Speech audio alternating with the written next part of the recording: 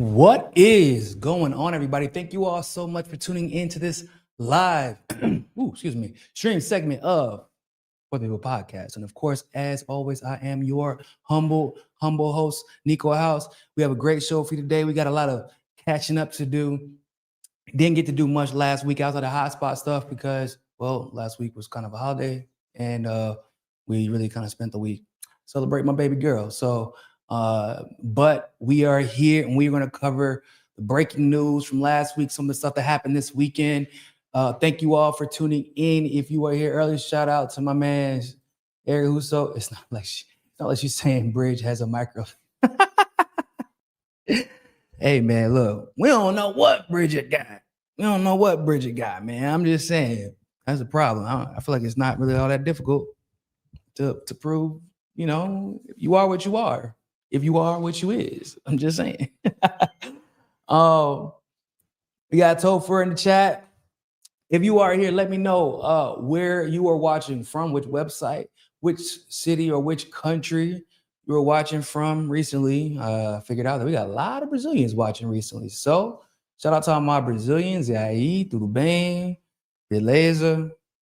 If you're Brazilian and you're in the chat, let me know. Funny story. I had one of my friends. Well, we were doing like a barbecue for my daughter this weekend. Brazilians celebrate when their kids are born by doing barbecues. Actually, Brazilians celebrate everything by doing barbecues, but that's neither here nor there. But my friend, she was our neighbor at our other place. She was like, what I've never really asked, like, what do you do? And my wife was like, well, he's a journalist. She's like, what? What do you mean? Like, what does he do? I was like, she was like, he does his own shows, commentator. He's a journalist. Like, what he did, he's been one for a while now. She was like, what? Like for sports? I'm like, yeah. I can't even tell y'all how many times this has happened where Brazil, like one of my Brazilian friends finally asks me what I do, because they actually don't ask as often as you would think they do, because most of them just assume that I play sports like that. They assume that I play sports, or I'm like something in sports because I retired from playing professional sports, or that I'm a DJ. Or there's that rare case where they think I'm a drug dealer. Yeah, that happens too. So, but yeah, they're like, well, you're like, what? A journalist? What? You talk about politics? I'm like, yeah. It's always funny because they just, for whatever reason, I guess they don't really expect that. Maybe it's my aesthetic. I don't know, but it's funny, man. It was really funny because like it was like a good 30 minutes of like me explaining. She was like, how the hell did you get into politics? And yeah, so anyway, it was a great show. I mean, it was a great barbecue, man. I appreciate everybody who came out to celebrate my daughter. It was it was special because this is our first girl. It's definitely the last one, the last baby. We ain't having no more. But no more. Because these kids, look, let me tell you. First of all, kids eat money. So I'm just letting everybody know they eat money. I don't know where it goes, but they eat it. But it's when you're trying to be a good parent, it's exhausting. Being a parent in general is exhausting. But when you're trying to actually be a parent that's actively involved in your kid's life and you're checking in and dedicating the time to each of them every single day, it is not an easy job. And there are some people and some parents, as in a brief aside, that like to have kids simply because they want people in the house. They just want kids around. And that is like, in my opinion, as a parent who has 3 kids, like that is a horrible thing to do. Like you should not do that. Like don't be one of those parents that like, I'm gonna have 2, 3 kids or 3 or 4 kids just because like the other ones are getting old and I want to do the process again. Because it is impossible. I'm not judging anybody, but it is impossible to give the attention necessary to 4 or 5 kids unless you have your entire family unit around. Like everybody. For our 3 kids, we got the aunts around, we got godmoms, like, you know what I'm saying? Like it's not a game. Like your kid will remember who got attention, who didn't get attention, if you were paying attention, if you were, involved, how much you were involved, how you treat them. It's a thing. Because if I talk to my oldest, you know what I'm saying? Like I talked to him to gauge how he's feeling. You know, when he's feeling a little jealous, like those are conversations I have with him. He's 7 years old, and you know, those are conversations I have with him, and he gets a lot of attention still, and yet he still feels like that. And so I'm like, yo, and that's with 3 kids, and we give him all the attention in the world. So imagine having 4 kids just because. Yeah. So that's my. Yeah, you're correct. I I did have a kid last year, and I had another kid recently. You were correct. My kids are a year. Well, my youngest and my second youngest, my middle, are a year and 6 months apart. Yeah, man, it was busy, man. You know, I think I told y'all, I'm a little older. I'm 36 years old. I had to catch up. I'm a little bit behind, so we knocked it out real quick. Pop, pop, pop, pop. With that being said, man, we got an exciting show for y'all today. We're going to talk about Trump basically declaring war in Venezuela. Again, using the excuse of drugs. Realizing once again that doesn't make any sense when you consider everything else that's happening alongside this declaration of a no-fly zone. We're going to talk about Candace Owens and this claim that she is making, that she's made on social media, that she's made on her show and has gone into great detail about the assassination conspiracy from the Macrons and potentially Israel on her life, which, I mean, at this point, wouldn't be that surprised. You know what I'm saying? Like, I really wouldn't be that surprised. So we're going to talk about that. We're also going to talk about the DC shooter, because I'm not going to say things aren't adding up. My conclusion, which you'll see why in a second, is that everything is adding up. That's the problem. The problem is everything. The addition, like, I know sometimes I'm like the math ain't mathematically speaking, but the problem with the DC shooter situation is everything is adding up perfectly, and no one seems to be concerned about it. At least in my opinion, not as concerned as they shouldn't be. And we're going to talk about Mamdani continuing to sell out the very base that he used to win the election. So we're going to talk about all that stuff first. Let's get into Donald Trump and his declaration of a no-fly zone. He took to social media to talk about, he took to social media basically to say, look, man, hope y'all don't forget, in Venezuela, we ain't letting nobody swing through there, which is actually a problem. So let me show y'all the tweet. Bum, bum, bum.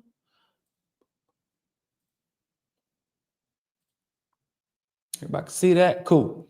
To all airlines, pilots, drug dealers, and human traffickers, please consider the airspace above and surrounding Venezuela to be closed in its entirety. Thank you for your attention to this matter. President Donald J. Trump. Pop quiz, everybody. When you declare an area a no-fly zone, what does that essentially mean? It essentially means you are declaring war on another nation. I don't know if you all recall, but whenever, I want to say it was either Obama or Trump, don't quote me, it was one of the two, or maybe even both, they actually tried to declare a no-fly zone over Syria. There was a push to declare a no-fly zone in Syria, and I remember everybody losing their minds. There was international condemnation of the U.S. trying to declare a no-fly zone over Syria because everyone knew that that means you are declaring war. And in a situation like this, which we'll get into in a second, where a president is doing so unilaterally, they're trying to bypass Congress. And as we all know, a president can't declare war without congressional approval. And this is effectively Trump trying to bypass Congress to declare a war that once again can't win. Why is it considered a declaration of war?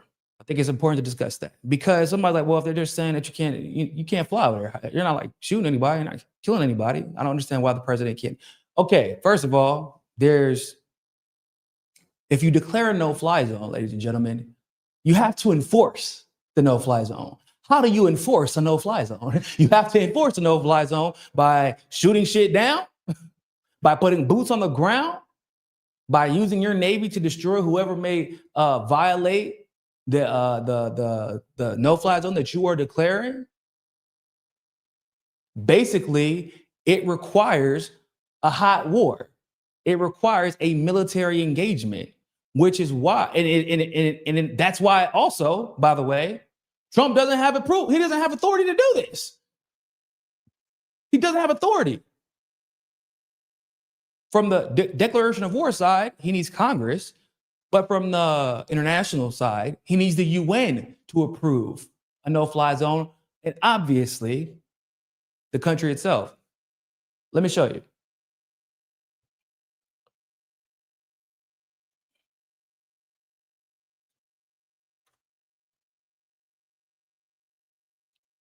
So, one second, everybody.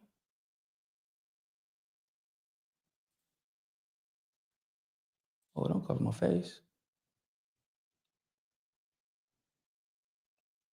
Hold up. Cover my pretty face. There you go. So in this article, they talk about it. Trump wants Venezuelan airspace closed, but international law stands in the way. The U.S. President Donald Trump took to social media on Saturday to declare the entire airspace above Venezuela should be considered closed. The post was the latest escalation in the standoff between Mr. Trump and Venezuela President Nicolas Maduro, sparking concerns the U.S. could be preparing to strike the South American nations. Justified concerns, by the way. But does the U.S. president have the power to close another country's airspace? Let's dive in. You already know what Trump said. Can Trump close another nation's airspace? Not officially.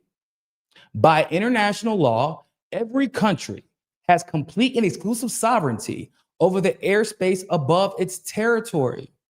That means nations only have legal authority over their own airspaces, and the U.S. cannot close Venezuela's airspace. However, airlines and pilots from the U.S. and abroad may take Trump's post as advice not to fly in the region. As a matter of fact, if I'm not mistaken, give me 1 second. If I'm not mistaken, there was actually just, for those of you who are curious where that rule comes from. Yeah, I'm not crazy. So the Chicago Convention of 1944, which formed the foundation of global aviation rules, establishes that every country has complete and exclusive sovereignty over the airspace above its territory. It's the fundamental principle that means the United States cannot legally shut down Venezuelan airspace or declare a no-fly zone over another country without UN approval or an active military conflict involving its own forces. So, what does that likely mean? Because even the article says, like, it's probably giving advice, don't go there.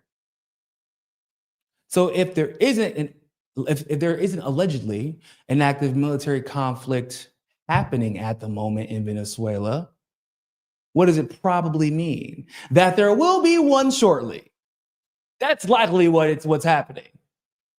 Because you don't declare an airspace, or you don't declare no-fly zone, excuse me, without the intention of fighting a battle, without the intention of fighting a war. That's just not how it works. But it gets deeper.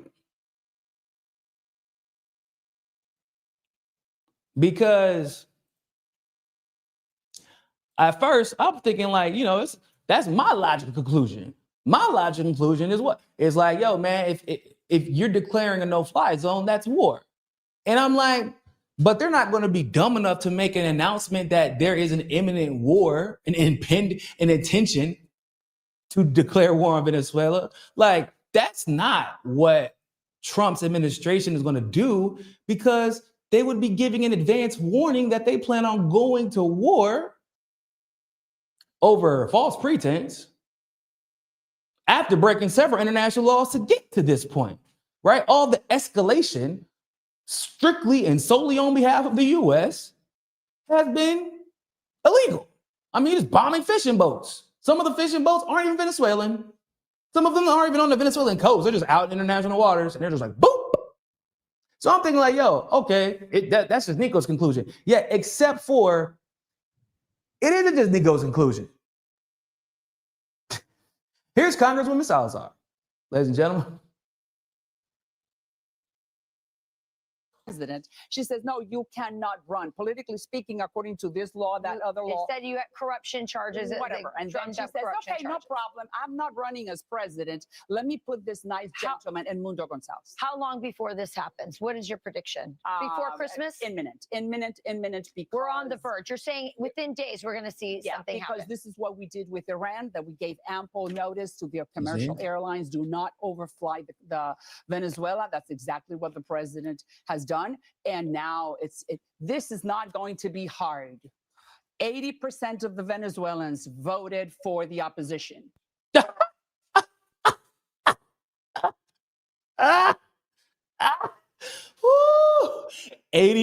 of the Venezuelans voted for the opposition, everybody. Oh, man. Well, they be living in a fantasy world. So I need y'all to understand something just really quick as a brief aside. If 80% of a country voted for the opposition in any situation, I guarantee you, whatever president, whoever that person is who thinks they might be president, if the people wanted them out, that person would be gone, because there is no situation where 80% of a country opposes a president and he just stays in power. And also his party runs the table basically in the legislative branch. It doesn't work like that.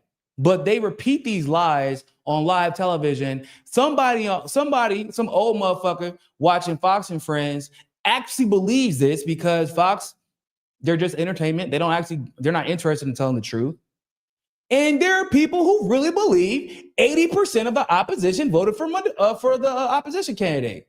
Excuse me, 80% of the people voted for the opposition candidate. There are people who believe that, despite the fact that when Maduro tried to take them to court to prove, like, hey, man, let's go to court. Let's go to court and we can figure it out. I got no problem doing that. Y'all think that I cheated? Let us verify. And they were like, no, I don't want to do that. Well, why not? Don't y'all think y'all won? Yeah, but no, I don't want to do that. And it's also weird that she says it'll be easy to conduct strikes, to intervene, to go to war with Venezuela, because 80%. Do y'all remember what happened when Juan Guaido tried to overthrow Maduro? Y'all remember how that? I mean, bro, it was embarrassing. And the last time there was like some coup attempt, it was a little bit after Juan Guaido. Bro, people showed up to the palace to defend Maduro. They weren't, like, I don't understand why does the US, these politicians, these fucking gusanos, these fake ass want to be like, oh yeah, we love Venezuela so much that we want people to be like, we want to invade it, destroy it, and steal all of its resources for the US, because that's how much we love Venezuela, because that makes a bunch of sense. They convinced themselves that the people in Venezuela don't love Maduro, or at least think that he is better and that his party is better than the other options, at the bare minimum.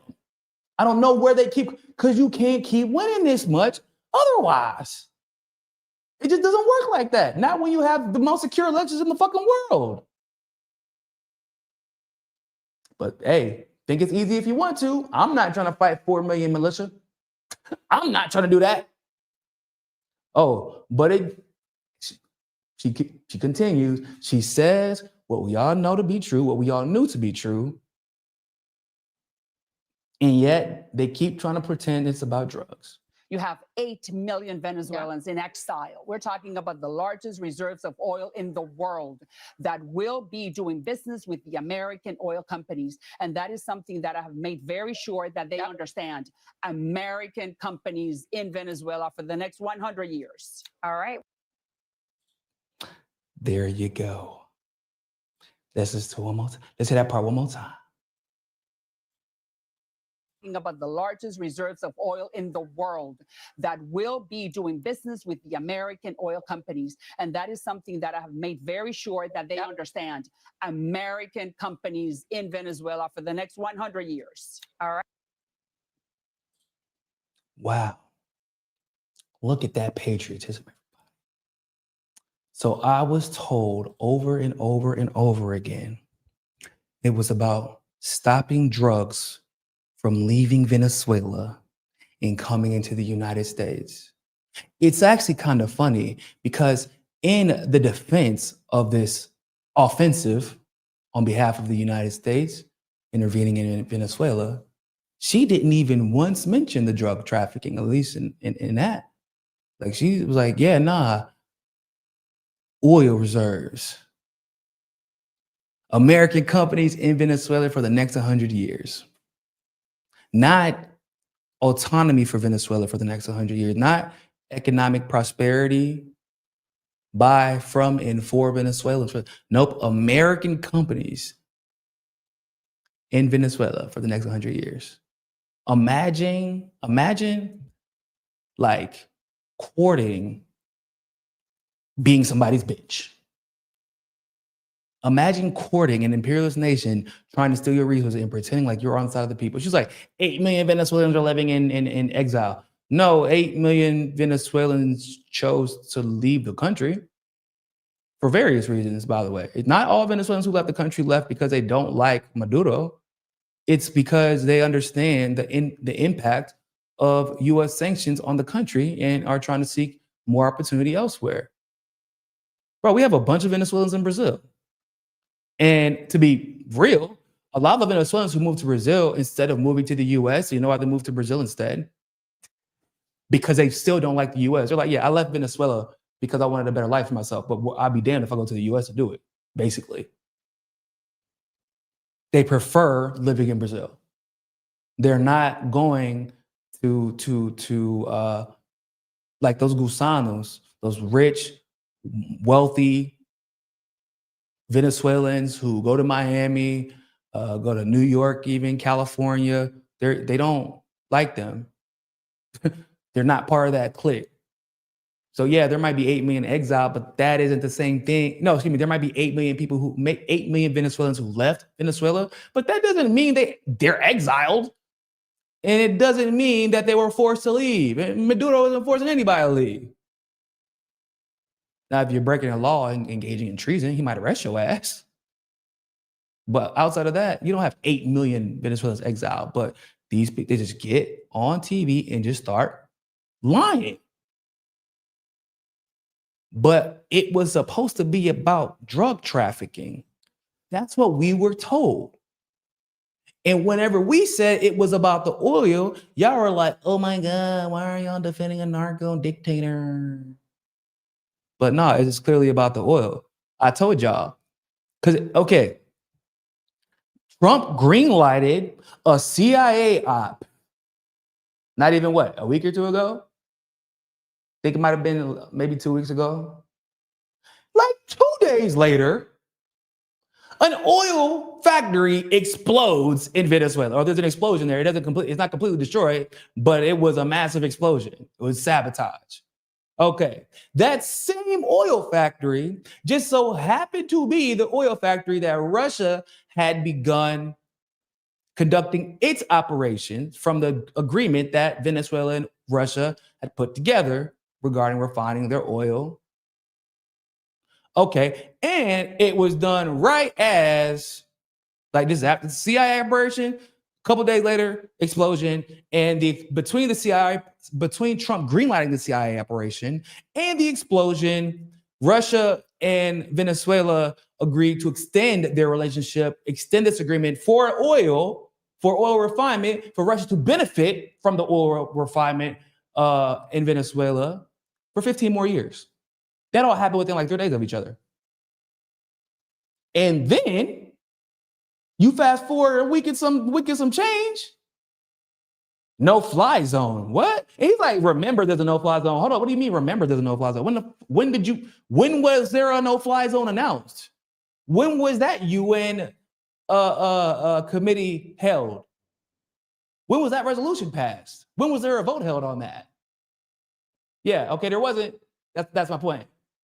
It's happening at this speed because of the oil. Because Russia is about to gain from oil, and all of a sudden, Venezuela has a way to refine the crude oil and use it to make money for Venezuela. Period. And America wants to be able to get control of it before that's the case, because once it's in full swing, it will be even harder to justify trying to overthrow Maduro and put boots on the ground in Venezuela and give the oil from Venezuela to American companies once again. It'll be even more difficult because now I got my black gold and y'all can't do shit about it. And once that oil really starts turning a profit, not just for Venezuela, but for Russia as well, we've seen what Russia is prepared to do to defend their economic interests.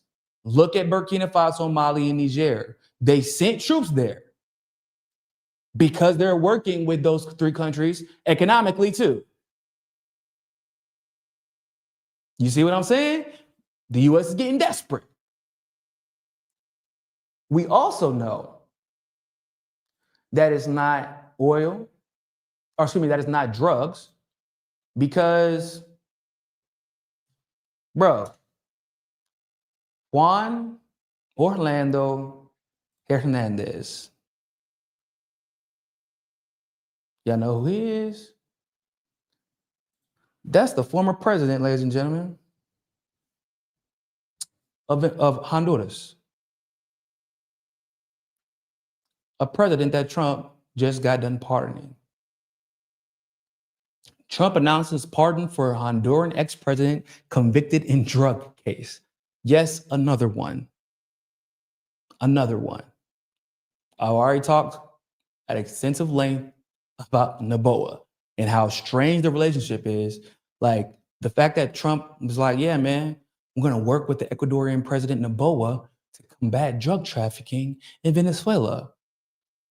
Knowing that Noboa and his family is the goddamn plug. He is like, their business was how a lot of the world got their cocaine. They have a shipping business. And that's not conjecture. It's not like they were accused and we don't really know what happened. They were convicted of it. They faced punishment because of it. Noboa has power because of his family's drug business. Like that's what happened. And so we have another instance where Trump is effectively empowering and or forgiving another drug lord effectively. Oh, let's not forget Tinubu in Nigeria. Like, Tinubu is a fucking drug lord. I don't know if y'all know that, but yeah, drug lord. He's a drug lord from Chicago. The U.S. put him in power, but before he was put in power in Nigeria, he was a drug lord in Chicago. And look at what we're doing in Nigeria now. Okay.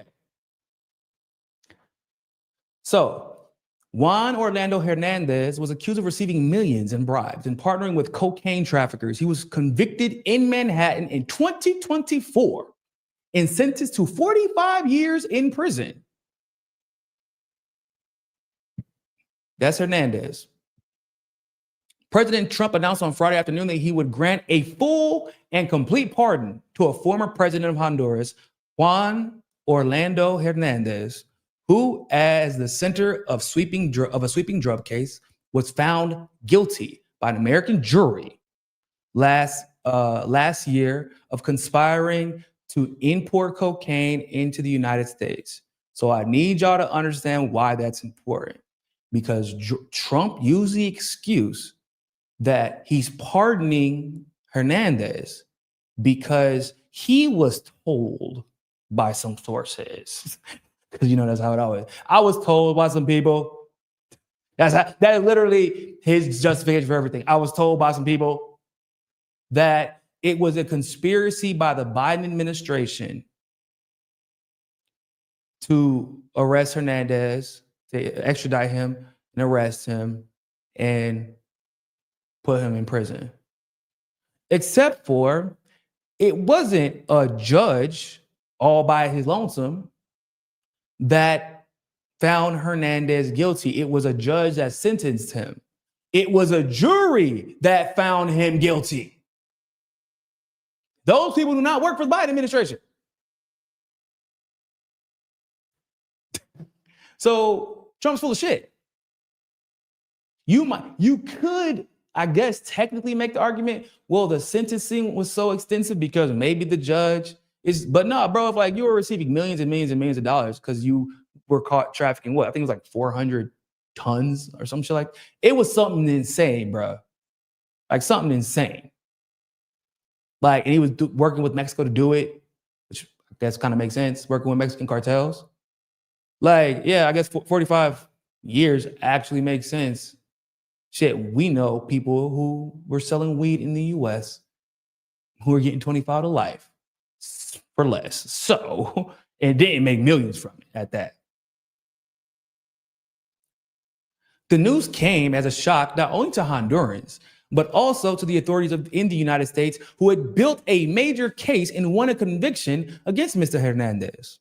They had accused him of taking bribes during his campaign from Joaquin Guzman, the notorious former leader of the Sinaloa cartel in Mexico, known as El Chapo, and running his Central American country like a narco state.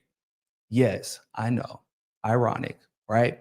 The very thing that they're accusing Maduro of with zero evidence. The judge in this case, P. Kevin Castle, had called Mr. Hernandez a two-faced politician hungry for power who masqueraded as an anti-drug crusader. An anti-drug crusader while partnering with traffickers. Damn, man. I wonder if Americans feel like they can relate to that in some way, form, or fashion. And, two-faced politician, hungry for power, masquerading as an anti-drug crusader while partnering with drug traffickers. That's just a little bit too on the nose, isn't it? Yeah. And prosecutors had asked the judge to make sure Mr. Hernandez would die behind bars, citing his abuse of power connected to violent traffickers and the unfathomable destruction caused by cocaine. The prosecution stretched across Mr. Trump's first term and concluded during Joe Biden Jr.'s time. Joe Biden. I didn't know that Joe Biden was a junior. Okay, whatever. Joe Biden Jr.'s time as president. In the end, Mr. Hernandez was sentenced to 45 years in prison in federal district court in Manhattan, capping what prosecutors had presented as a sprawling conspiracy.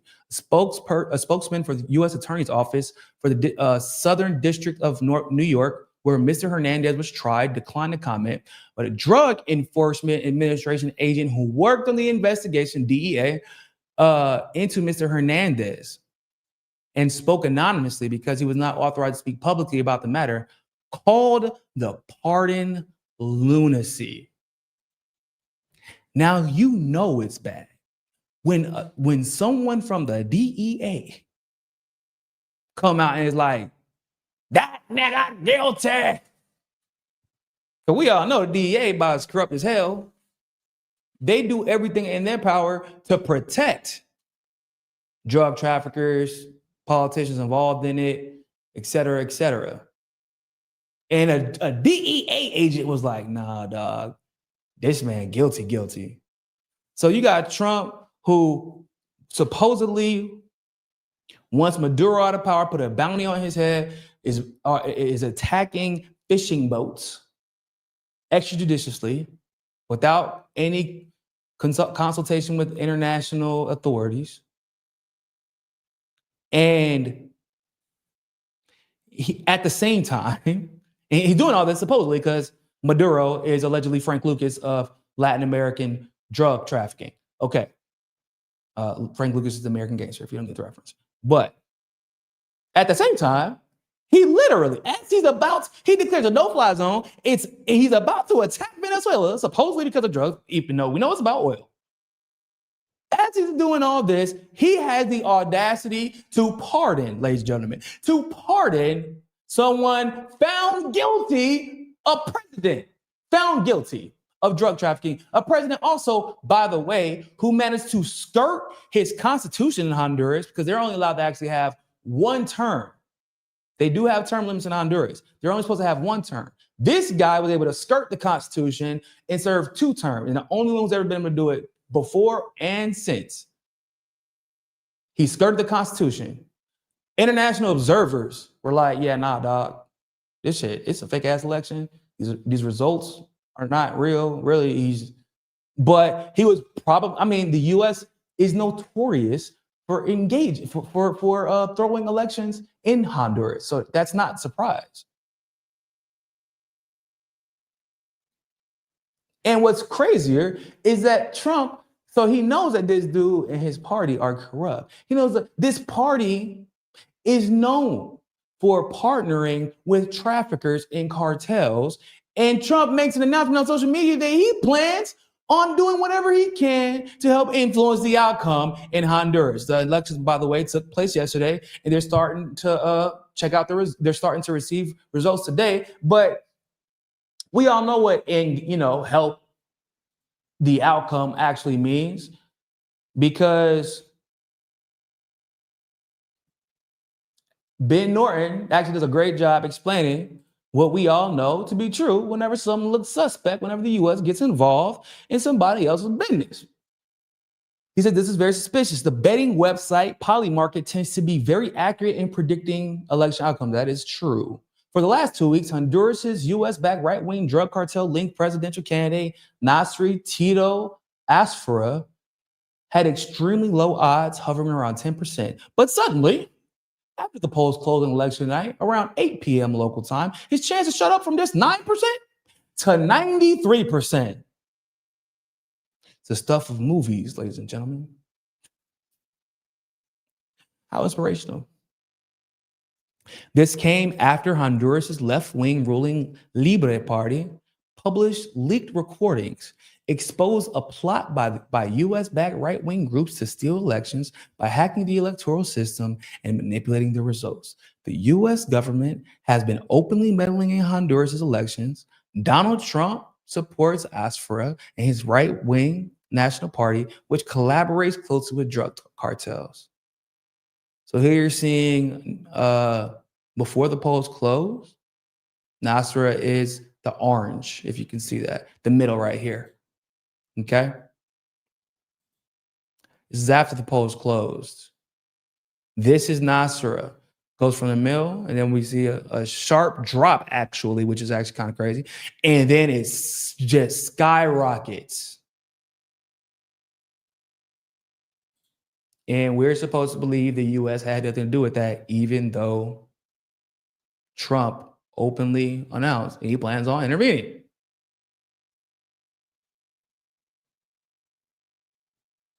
Just saying. So, moral of the story. We're about to go to, not we, I'm not about to fight no goddamn body.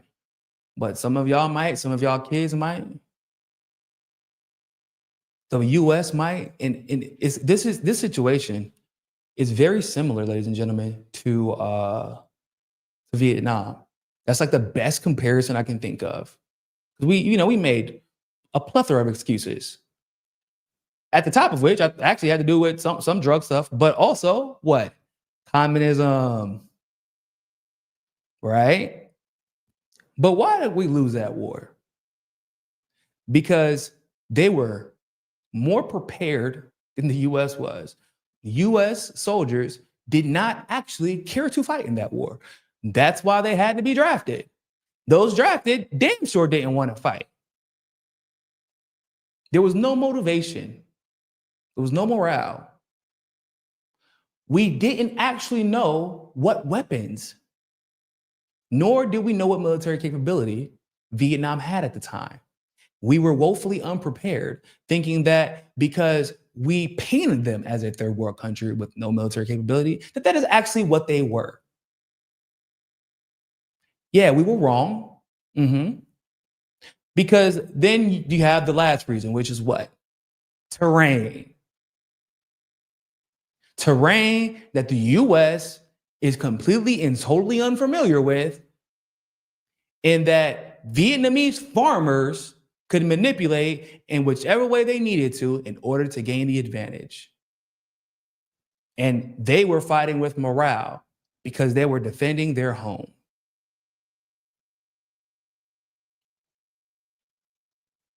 So imagine that, but in Venezuela, with what?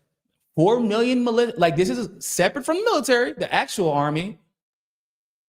4 million militia caught up and ready to scrap. 4 million trained to kill. 4 million people fighting for their home.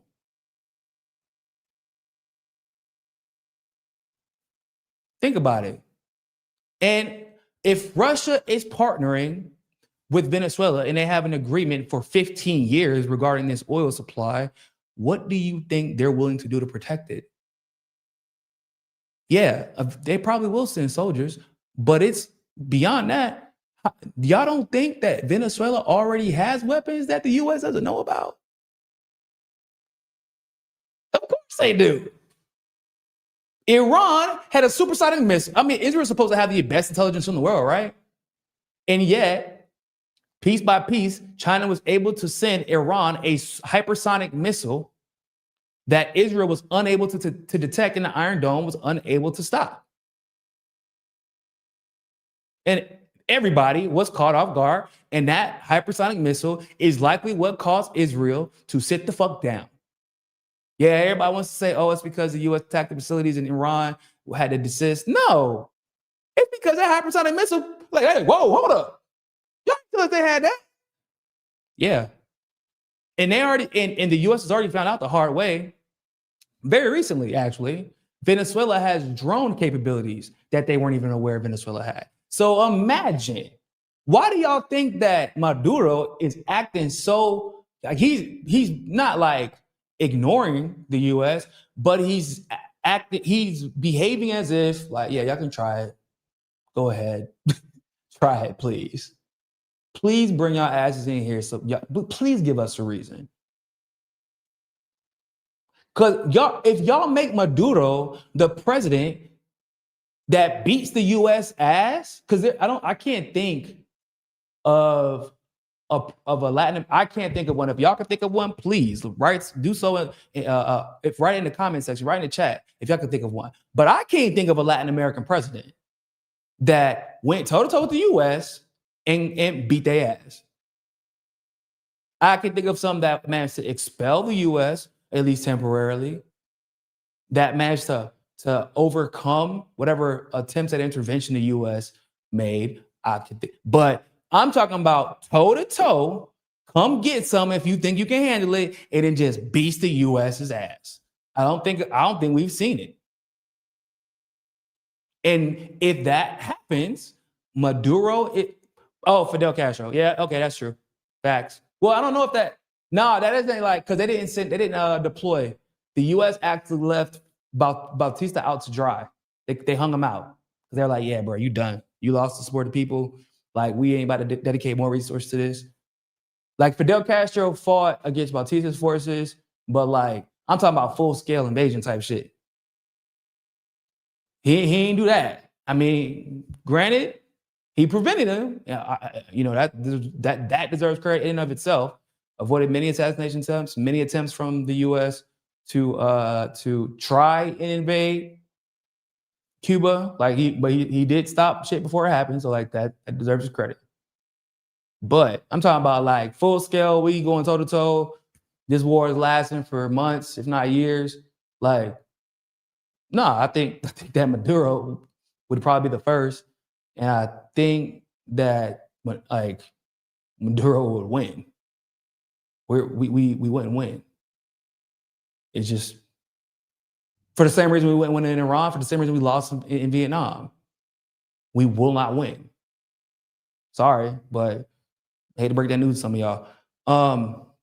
With that being said, let's switch gears. So, man, Candace has made a pretty wild claim, and I'm not gonna get too deep into it, but I feel like it's worth discussing because with this investigation that Candace is doing into Charlie Kirk, I feel like she's learning that she has had a target on her back for longer than she might have thought.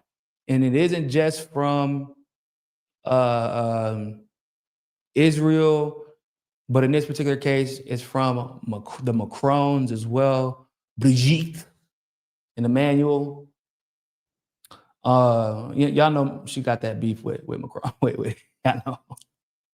I'm sorry, y'all. Like, I don't have a problem with anybody choosing the lifestyle that they live as long as they're not hurting anybody while doing so. But like, bro, come on, Bridget. Come on. It's hard to convince the world that you're not like on our team, bro. Like, come on. I'm sorry. Call me what you want, but I'm just being honest. Like and that is like worse because I was gonna say she looked like Macron's mom, but I guess you could say she looked like Macron's dad. But that like the whole situation with y'all is weird as it is. Like, let's be clear about that. So Candace has been one of the ones that has really, really been hammering down this claim that Brigitte Macron was born a man, right? Y'all know she's even involved in a lawsuit regarding that. And so Candace dropped a bombshell. I mean, shit, there's been a lot of bombshells Candace has dropped lately, but there's another one. There's another one from her. She says, urgent. 2 days ago, I was contacted by a high-ranking employee of the French government. After determining this person's position and proximity to the French couple, I have deemed the information they gave me to be credible enough to share publicly in the event that something happens. In short, that's smart, y'all. I ain't gonna cap. Because one mistake that people make whenever they find out, like, I remember when I found out that my life was being threatened. I went straight to YouTube. I said, hey, y'all, these people that threatened me, they called me because the threat that was made on my life, they called me personally.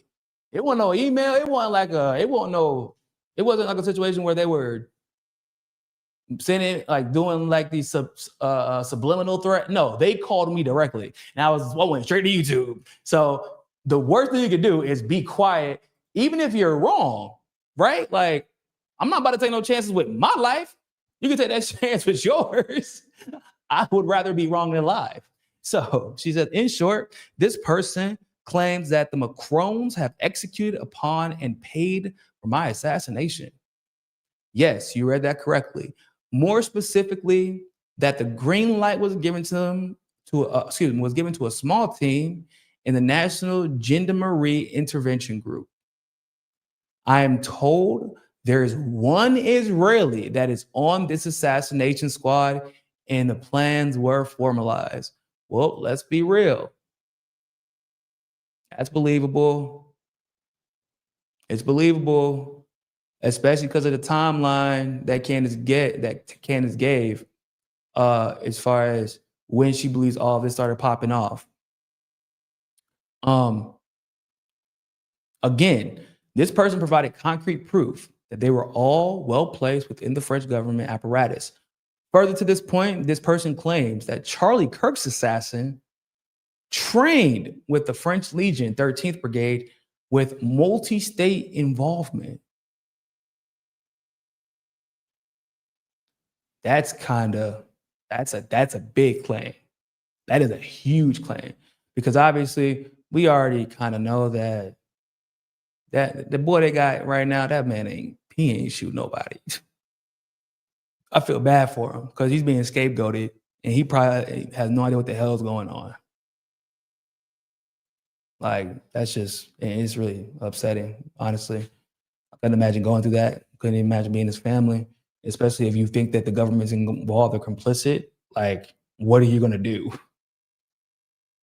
Now, if they're claiming that this person is trained with the French Legion 13th Brigade with multi-state involvement, yeah, that would make sense. That I believe somebody could shoot somebody from that far if that's what was going on. Anyway, journalist Xavier Hussard's life is also at risk. This is deadly serious. The head of the state of France apparently wants us both dead and has authorized professional units to carry this out. I ask every person to retweet and share this. I do not know who in the American government can be trusted since the source claims our leaders are aware. Yeah, I believe that. I'm not going to pretend like I can say that like with 100% proof, because obviously like we need proof to say that that's 100% true. But given what happened to Charlie Kirk and given how the FBI is like doing everything they can to damn near sabotage the investigation.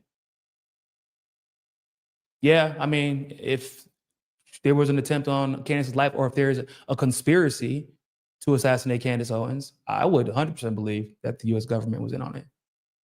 I mean, they are in on everything else. Like, why wouldn't they be in on this? Like, I don't know if I wouldn't say that they were part of the conspiracy. Like, I'm not going to say that they are involved in it, but like, if Israel's involved in it, they're going to sit back and let it happen. That is one thing we know. They're not going to protect anyone from Israel. Why? Epstein. I mean, that's like the short and long, right? They do not want to piss off Israel. They do not want to piss off Bibi Netanyahu. Yeah, I saw somebody say they paved the crime scene. They paved over the crime scene in Utah. Yeah, that is fucking weird, y'all. I can't even stress how weird that is. That is like, that's I mean, that is the very definition of obstruction of justice and tampering with evidence. That's like the definition of it. And they're like, yeah, let's go ahead and pave over the crime scene. And the FBI is cool with it. Mr. Cash, yeah, we have no actual proof that Epstein trafficked minors to the elite as Patel. Yeah, that guy. She says, but I have more specific information, which is definitely verifiable. Should they care to reach out to me? The brave official in France who did this because they were so moved by the evil of Charlie's public execution to risk their own life, may God bless you. Let all be revealed. She made another tweet.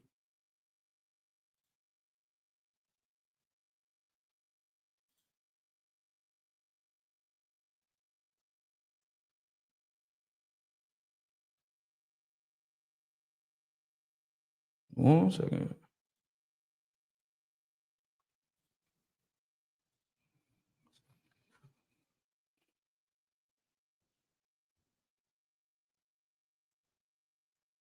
Our show will be off air this week. As an update, both the White House and our counterterrorism agencies have confirmed receipt of what I reported publicly. Emmanuel Macron attempted to organize my assassination per source close to the first couple. Also, I will again state that the French legionnaires were involved in Charlie Kirk's assassination, but they did not act alone.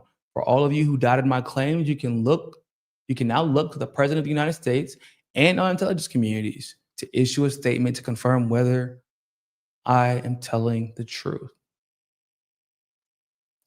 This person said Candace Owens was telling the truth. The White House and U.S. counterterrorism agencies have confirmed receipt of what she reported. So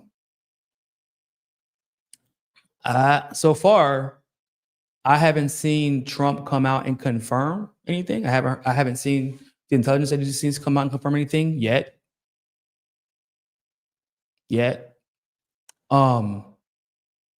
But so here's the thing, guys, which is crazy. I feel like it's wild that this is the case, but it is the case as far as I can only go off of recent history and what I know. And Candace has not lied or been wrong regarding anything that has to do with Charlie Kirk, anything that has to do with her personally, any of the receipts she had claimed that she was going to provide. She has been 100% honest, 100% on point, and even willing to criticize people that could in a way that could compromise her livelihood and potentially her life since this entire Charlie Kirk situation broke out. So it is very, very, very difficult for me to be like, Candace is lying until we see the Trump administration or these agencies come out and be like, nah, she's lying. Because if Candace is, because she is very, I'll give her credit for that. It is genius the way that she does this. She's like, I'm going to put the information out there and give you a chance to not embarrass yourself. Basically, I'm going to give you a chance to tell the truth. Because if you don't do it, I'm going to put the real receipts out there and y'all going to look like assholes. Y'all going to look bad. So I'm giving you a chance.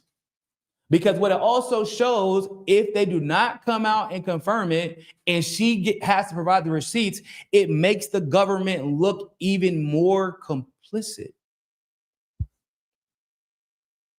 You get what I'm saying? If they do not come out, because what can I say? It don't matter how I feel about Candace and how I felt about the way she carried herself as a journalist, or not even a journalist, as a pundit before. But since this Charlie Kirk situation happened, she has not been wrong. She has said, I have receipts, I will provide the receipts, and she's been right. At that point, what is there to I can't argue with consistency. I'm not, yeah, maybe some people can. I'm not the one that argues with consistency. There are some people who want her to be lying. There are some people who want her to be like, they want her to be crazy. But that is a lot of like exposition for her to have been wrong, for her to be lying. And when she mentions the fact that there's an Israeli involved in this, it actually makes sense, because she mentions in her show that we all thought she was fired because of her comments on Israel. And to be frank and fair, probably had a lot to do with that, right? Because Ben Shapiro went on a goddamn podcast tour to justify firing her because of her comments on Israel. So it probably did have a lot to do with that. But she supposedly started this Macron, this Bridget Macron storyline. She was like on her show for the Daily Wire, and then she was fired like days later. She was supposedly told by the president, or by somebody close to the president. Oh, actually, I think it was Charlie. Somebody close to the president. Hey, bro, stop talking about Bridget. Stop talking about the Macrons. So it's like, she talked about Israel, right? We know she was talking about the genocide situation, the way Palestinians were being just massacred, and how it was not sitting right with her. But the Macron story days later is allegedly what got her fired. So it makes sense, right? Israel and France, Israel and the Macrons. And everything after that, because Candace was, once again, we have to put this within the context of the last 2 years and Candace's like historic growth as a podcaster. Like, you don't see people, like, you don't see conservatives decide, yeah, fuck Zionists, fuck everything they stand for, and I support Palestine, and become superstars. It doesn't happen.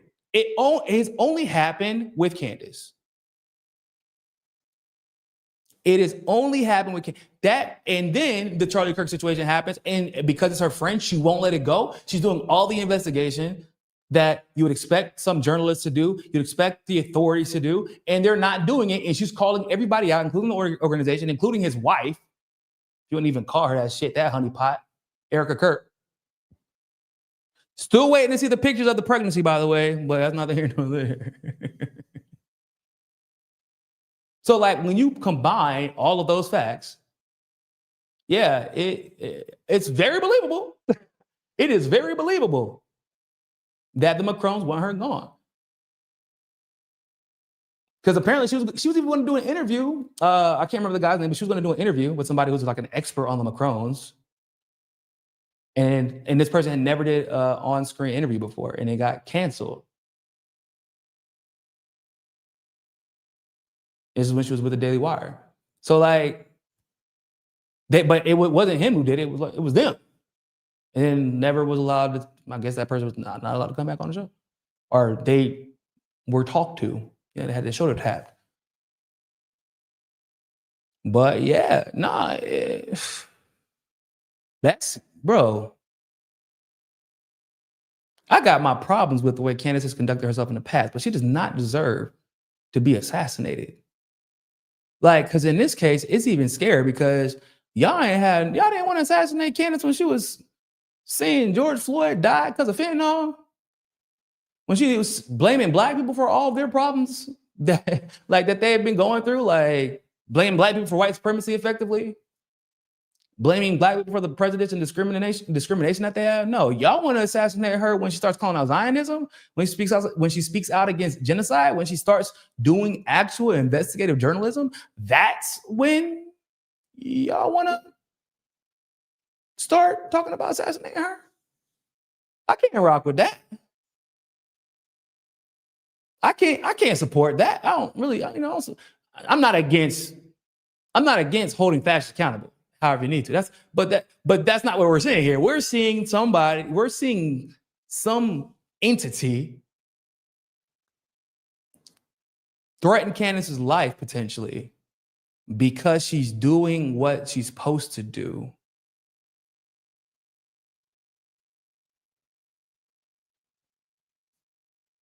I mean, that shit is nuts to me.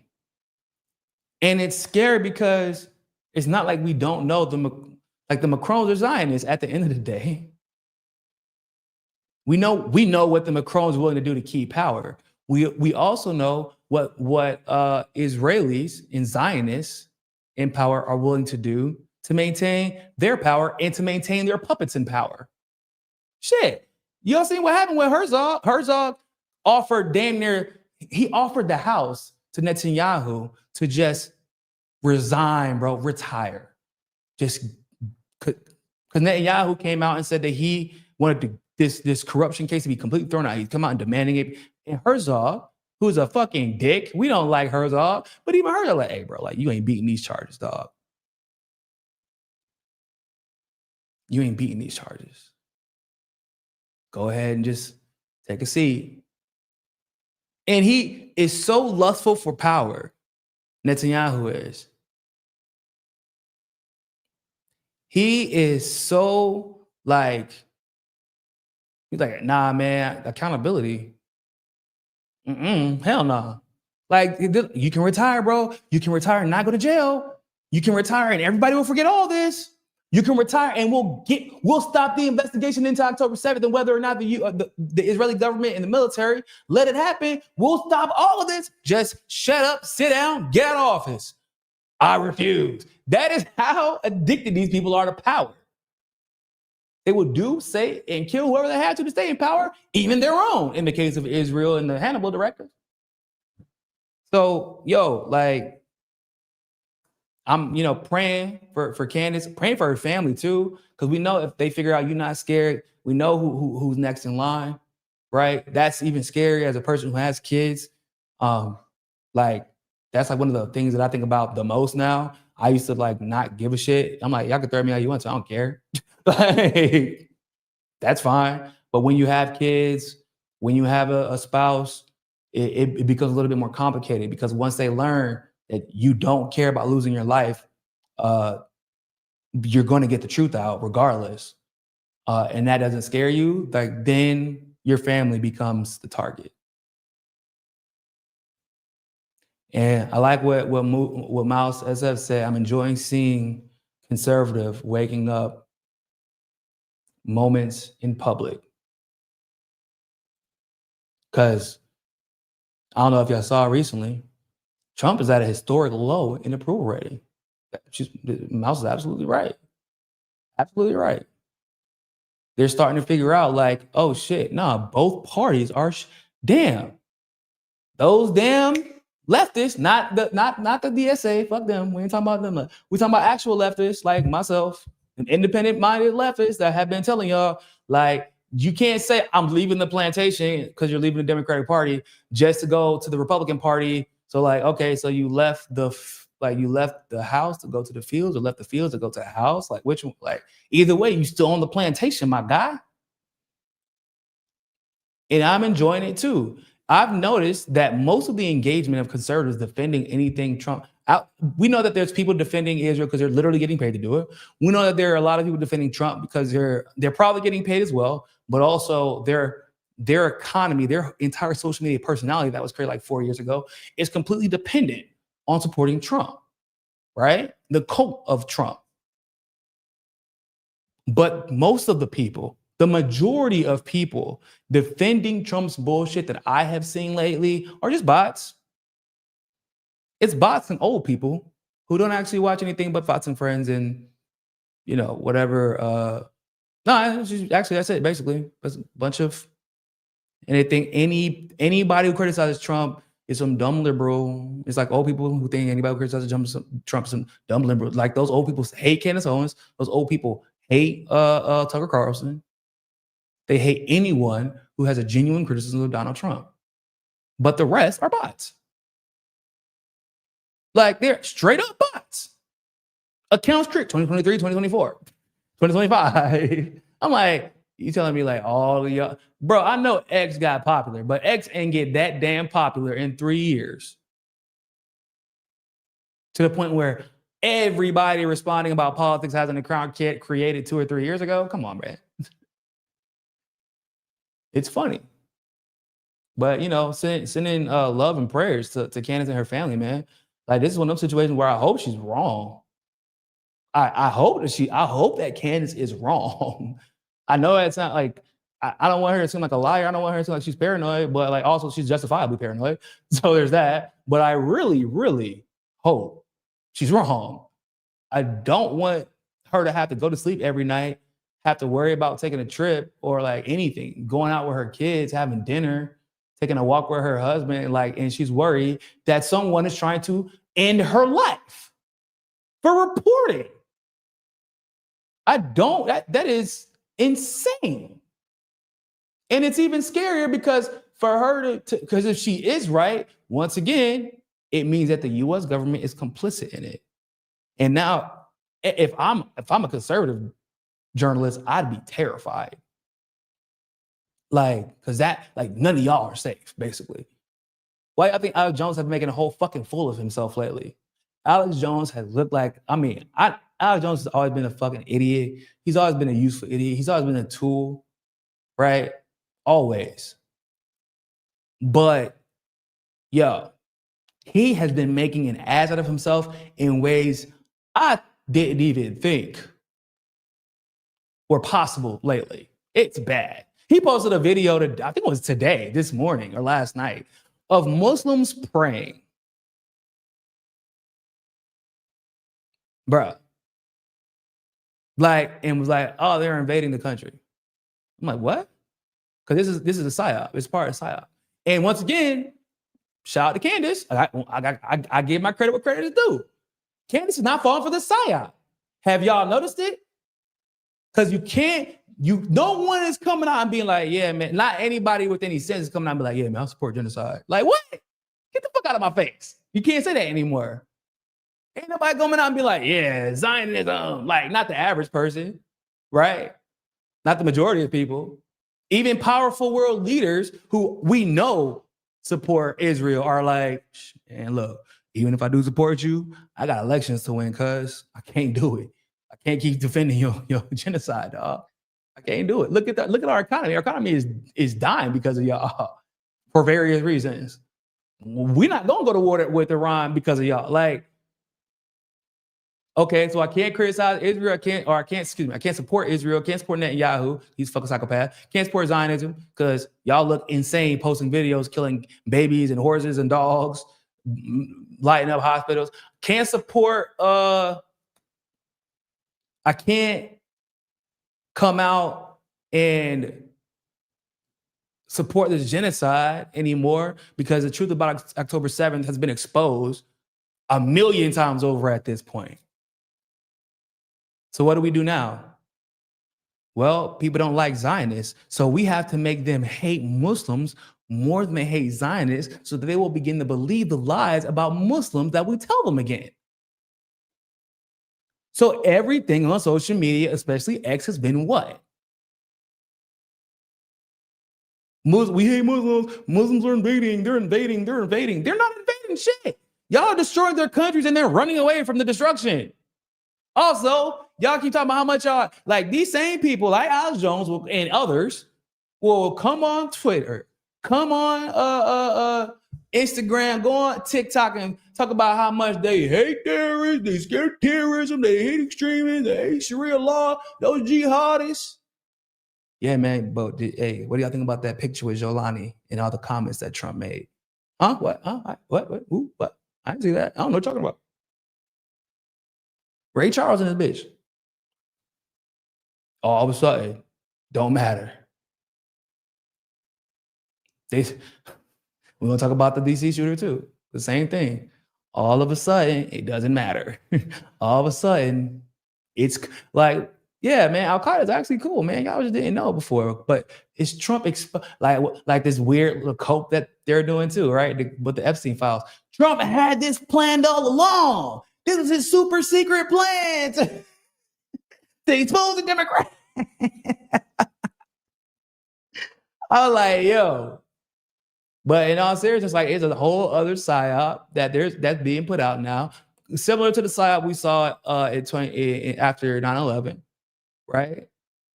A psyop where you hate Muslims so much that every time the U.S. justifies the massacres they commit against the Muslim people, they try to demonize Muslims wherever they're at, right? They want you to believe it without thinking. That's the psyop, but it's not working anymore.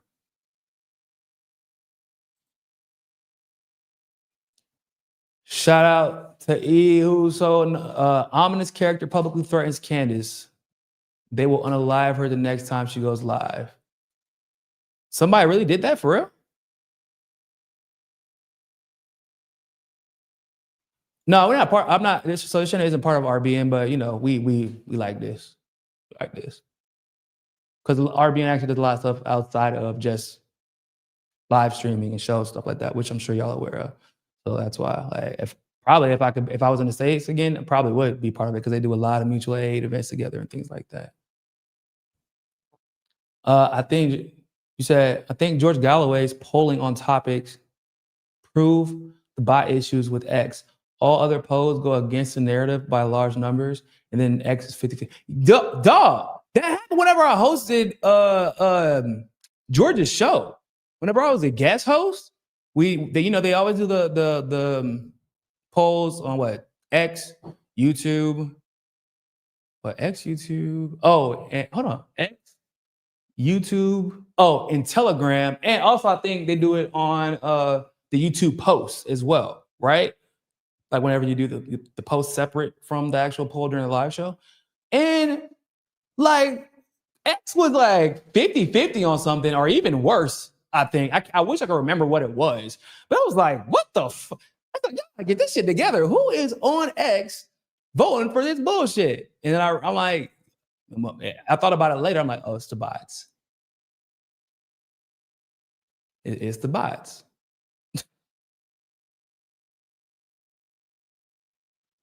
Man, let's talk about this DC shooter situation.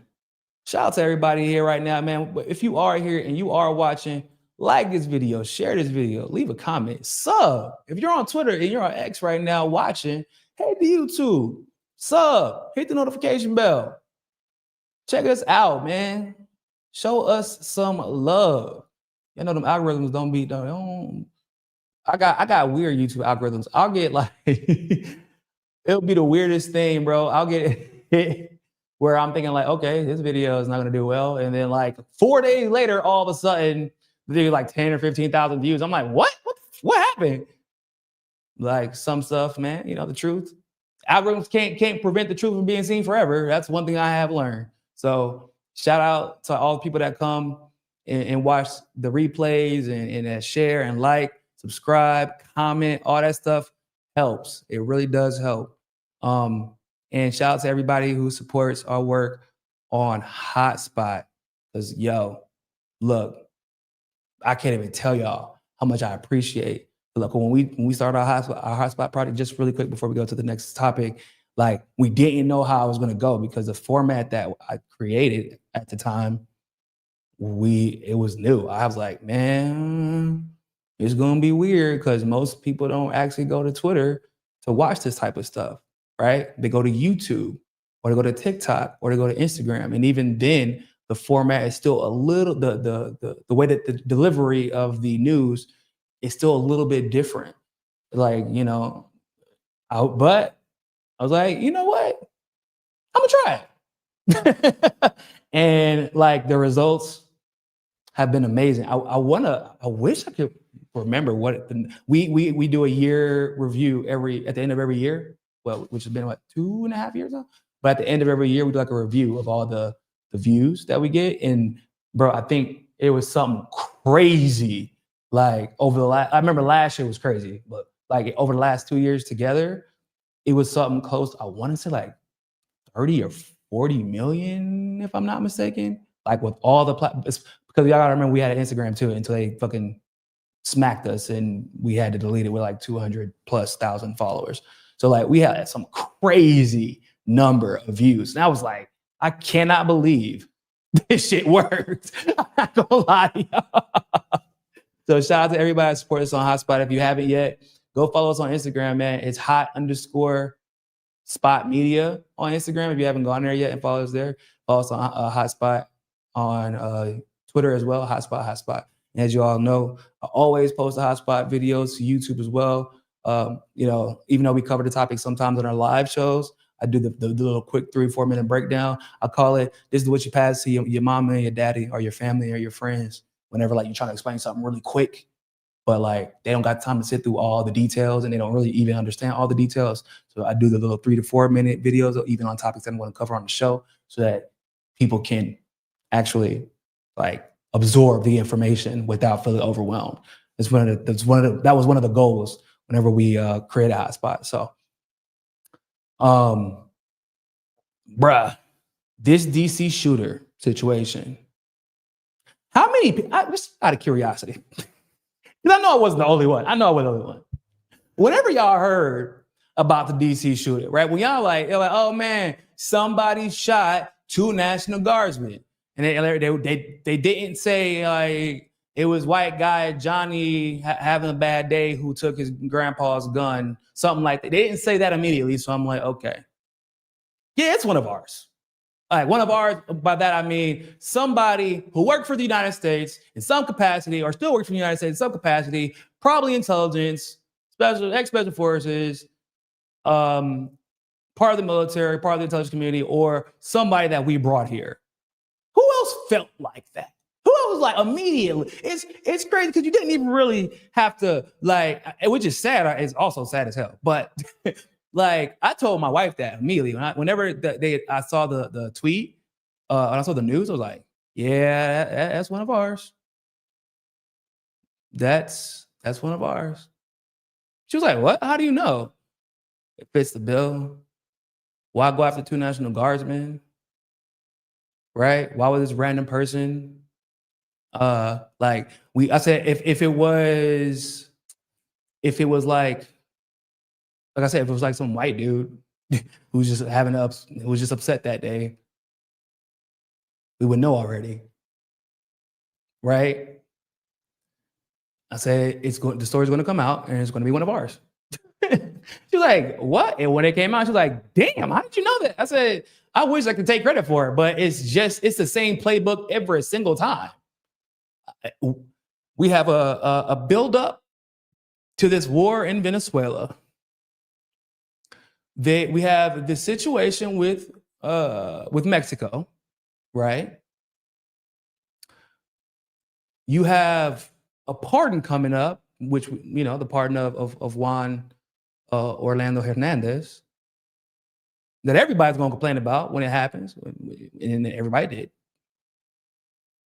You have the corruption trial in Israel with Netanyahu. You have this Ukraine situation, the corruption scandal with that shit. Like, we don't know what the hell's going to happen with Ukraine right now. I'm like, yeah, it's false. So it's false flag o'clock. Right?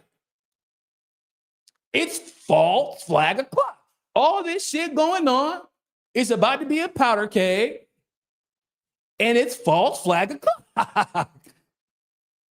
And lo and behold, what is the first thing we found out? Yeah, he worked for the CIA. Of course he did. And it was in Afghanistan. Of course it was. And he was a war criminal. Of course he was. Like, what? Of course. So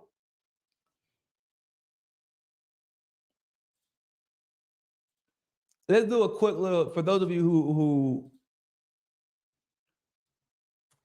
don't know what's going on exactly, if you're just now catching up, we'll do a quick little overview. 1 second, let me pull a story up for y'all.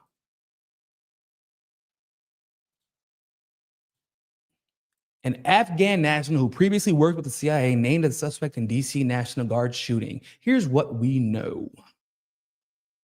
A West Virginia National Guard member has died and another is in critical condition after a gunman opened fire near the White House the day before Thanksgiving.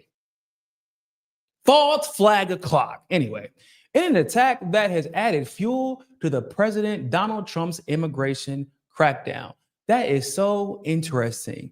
How can an attack add fuel to an immigration crackdown, to your immigration crackdown, when you were partially, I would give about 50% credit, the cause to this whole situation. And now you're gonna act like you're the solution. Okay, okay, let's talk about it. In an attack that has, the U.S. Army specialist Sarah Beckstrom, 20 years old, had been in service for just over 2 years when she was shot and killed in the nation's capital. The president said in a call to service members on Thanksgiving, and he described the young soldier who volunteered to work over the holidays as an outstanding in every way. I'm sure he actually had no idea who she was, but all right. The suspect in the shooting has been identified as Ramanullah Lakanwal, 29, an Afghan national who officials say came to the U.S. in 2021 under a program implemented by the Biden administration following the U.S. military withdrawal from Afghanistan. The suspect was also wounded and taken to the hospital, authorities said. That's super weird that he was just wounded and taken to the hospital. But I guess you can't use him again as a sleeper cell if he's dead. I'm just saying, like, if it was come on, guys, this is a Muslim from Afghanistan who is shooting people in front of the White House, and y'all telling me to somehow, some way, they managed to get this man, and they took him. They managed to show the restraint to take him in wounded and not done. Acabó, morchi, dead, unalived. No breath. Bullet in the head. Y'all just man, let's just injure him real quick. Come on, y'all. That's nuts. I'm just saying, like, for all the anti-Muslim, anti-Arab propaganda we've seen lately, when an Arab actually comes and takes out 2 soldiers, y'all like, all right, man, let's just make sure we injure him so we don't want to take it too far. Yeah. Makes sense. Lakanwal had previously worked in Afghanistan with the CIA. Surprise, surprise. According to the agency's director, John Ratcliffe, he was granted asylum in April by the Trump administration. Multiple law enforcement officials told CNN. Did y'all hear that? Biden brought him in 2021. He was granted asylum by the Trump administration. Biden brought him here in 2021. He was granted asylum by the Trump administration. Y'all want to, y'all, so hold on. Because Biden ended that war in like the worst possible way a person could end a war.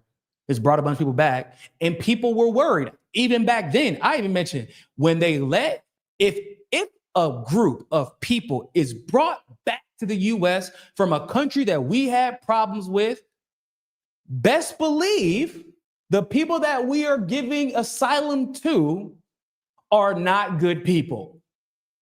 They are not good. I mean, like, we invited Jolani into the White House. Do I really have to explain to you all the logic? We're like, yeah, man, I know y'all Nazis, but shit, you're scientists too. Let's not be too harsh in our judgment. The Cubans, which Cubans did we bring to the US? The ones who were literally segregating the country, stealing farmland from black people, black Cubans, selling out their people for the interests of the US, participating in corruption, and we brought them to the US in order to protect them, and also so that they wouldn't snitch. So they wouldn't tell the world what was really going on. El Salvador, same thing. Venezuela, I mean, it's the same pattern. So it's good. If we're bringing somebody back and giving them asylum, you know what time it is already. They're not good people. But this particular gentleman is one of the worst. And I'm going to explain why in a second. But he was given asylum by Trump. So it's Biden. Yeah. And also Trump. Mr. Trump, who said, we want to get out and deport those terrorists, those people who are dangerous to our people. We want to deport them. That's what we want to do. And you gave asylum to him. You gave asylum to him. And to the icing on the cake, and this is the duopoly in its full form. We pay, in this particular case, a soldier was shot and another one shot and then killed, Sarah. We pay for the fucking corruption and the dumbassity of the duopoly. Because why were those National Guardsmen in DC? Why were they on patrol, ladies and gentlemen? Because Donald Trump brought the National Guard to Washington, D.C., supposedly to fight crime, claiming that it is like the worst in the country, despite the fact that Washington, D.C. doesn't even make top 5, doesn't crack the top 5. They don't crack top 10, if I'm not mistaken. Hell, if I'm not mistaken, I don't think they made the top 30. And even weirder, they're in front of the White House. Like, why you got National Guardsmen in front of the White House? For what? For why? That's not where crime is. I can guarantee y'all, ain't no crime happening in front of the damn White House. It ain't happening. If you've ever been in DC, if you live in DC, like, you know what time it is. If you want to lose your life, that's the quickest way to do it. Do some shit near the White House or do some shit near the Capitol. So whose fault is it? It's Biden's fault and it's Trump's fault.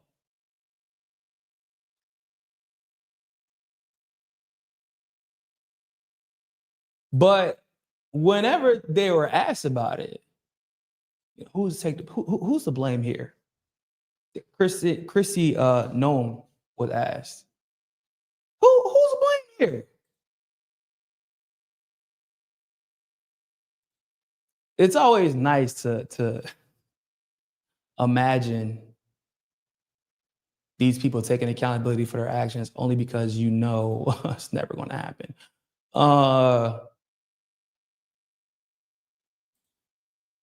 Let's hear what you got to say, man. Whose fault is this really? Collecting.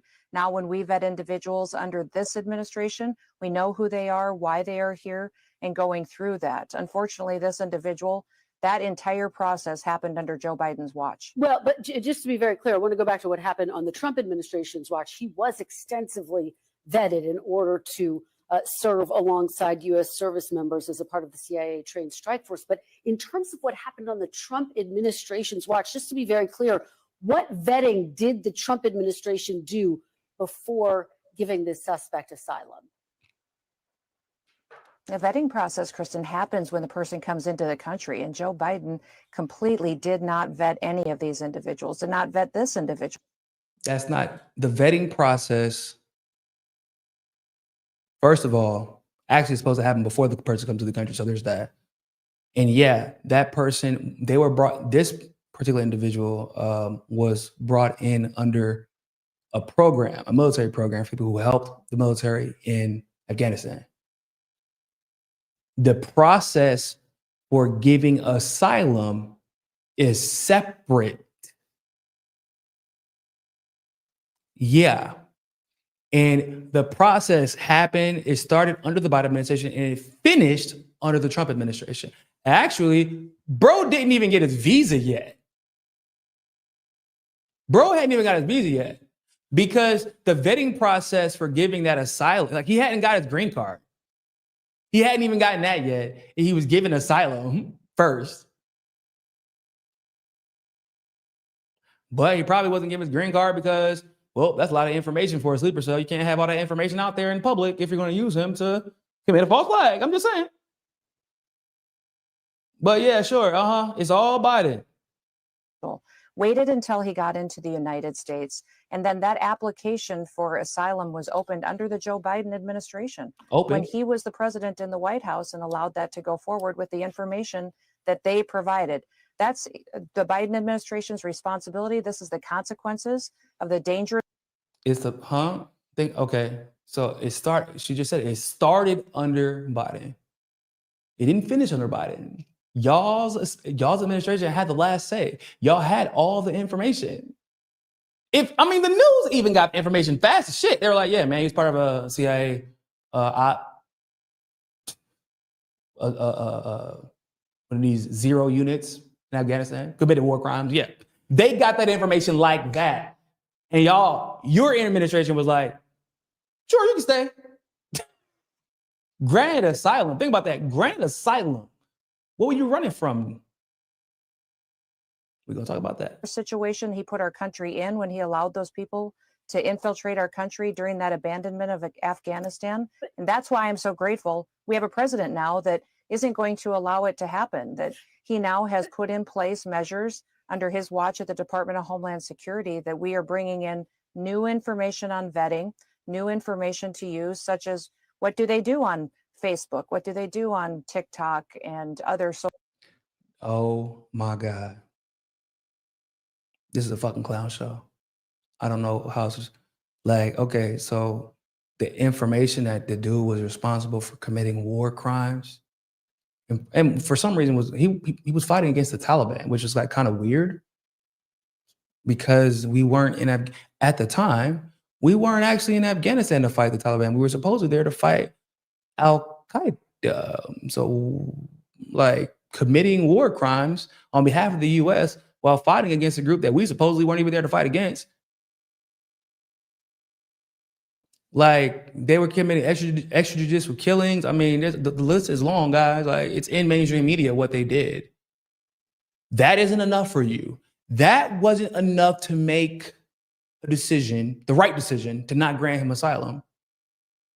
What you need to do is go to see what he has posted in the past on TikTok to figure out if he was a fucking war criminal. Because that was the missing piece, y'all. This all would have never happened if the vetting process included what he posted on Facebook and TikTok. Because of course, I'm sure he posted all the war crimes that he committed on behalf of the CIA on TikTok and Facebook. Holy shit. And what's wild, look at her face, y'all. Look how serious her face is. Y'all seeing this? She's like, I'm thank God we have a president who's taking these matters more seriously and just doing things like making sure the vetting process includes posts from TikTok. and said that shit with a serious ass face. Wow. Who said you got to be smart to get in power? And yes, I did catch that, and we're going to talk about it in a second. Social did catch media what you said. platforms. And who are they talking to? Who are their conversations with? And we use their biometric data information now to track to make sure they are who they say they are, and they're here for their right intentions. And we are The right intentions.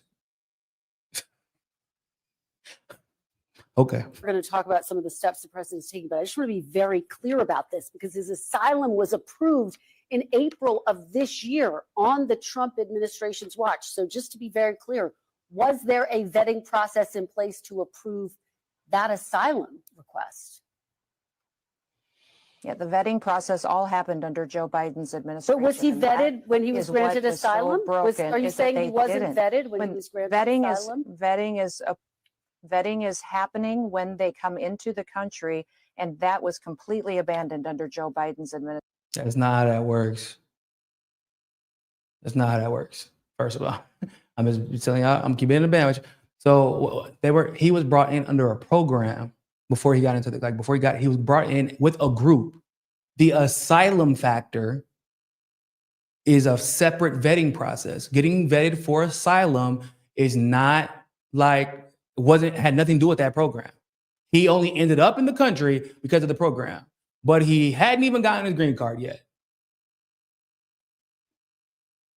Okay? He was approved under the Trump administration. And given how much the Trump administration and Trump himself loves to fucking ramble and rant about how strict they are about immigration, they could have easily went back and said, nah, man, hey, look, I know what Biden said, but hey, you look a little bit suspect. So we need to go ahead and run through this one more time just to make sure, we don't let somebody in accident that kills the soldier and shoots another one. Leaves the other one in critical condition. You could have done that.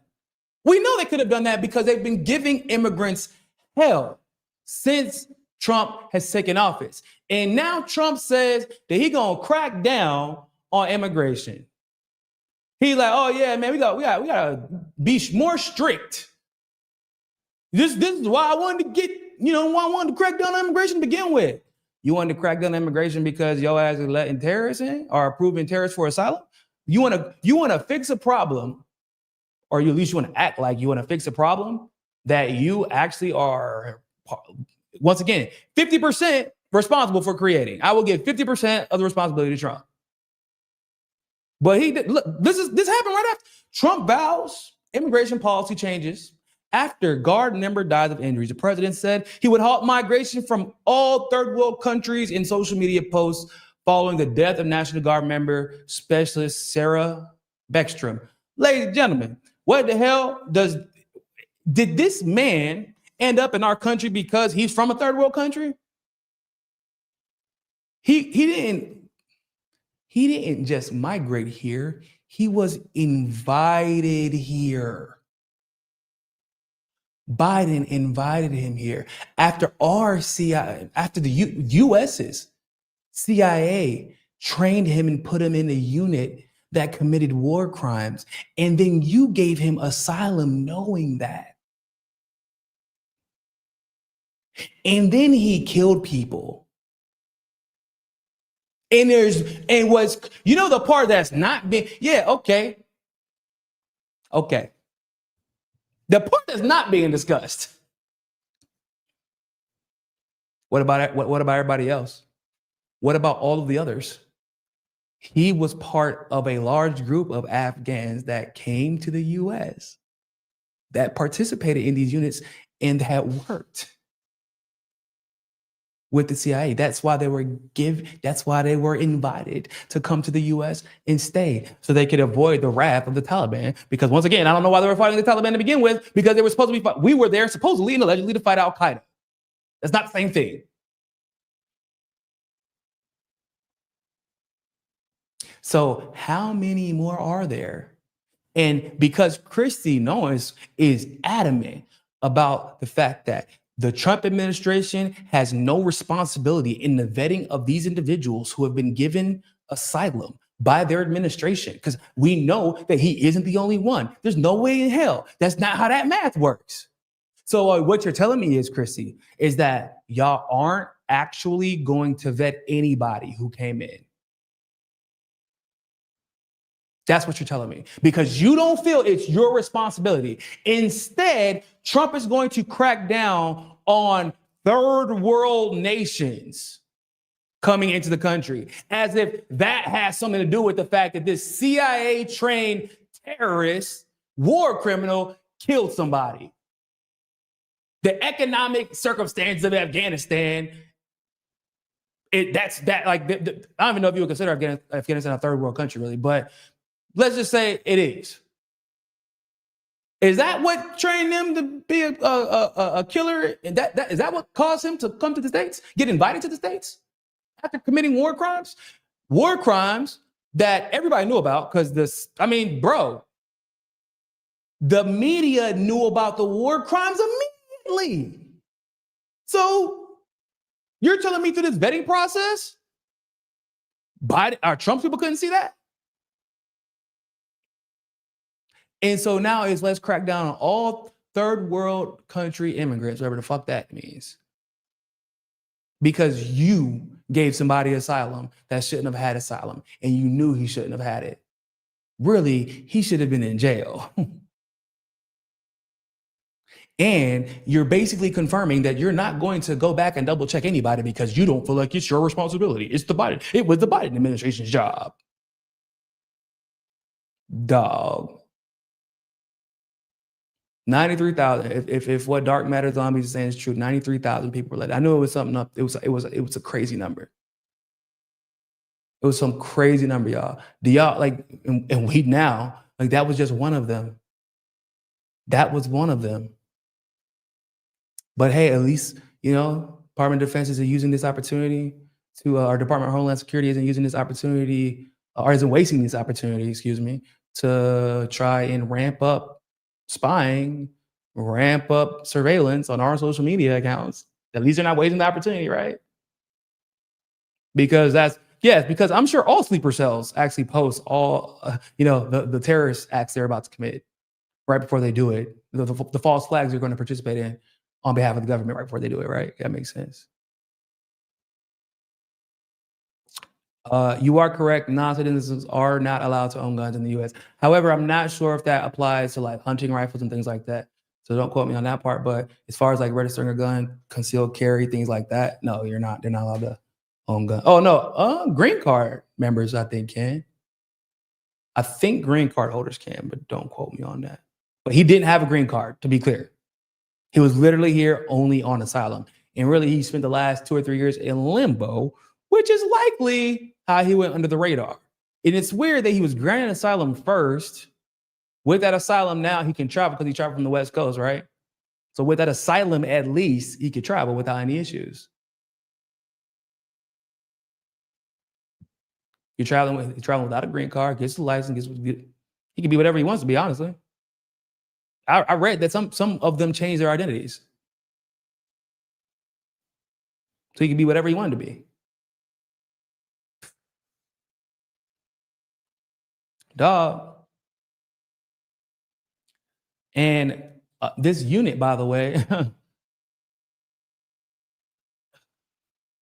so this zero unit, so the Afghan zero unit, also called National Strike Units or Counterterrorism Pursuit Teams, were specifically an Afghanistan-based program. However, they operated exclusively within Afghanistan under the National Directorate of Security with CIA backing and did not deploy as units to other countries. However, the operational model and organizational concept that made the zero units possible, the CIA JSOC collaboration known as Omega Teams, was exported to other countries for similar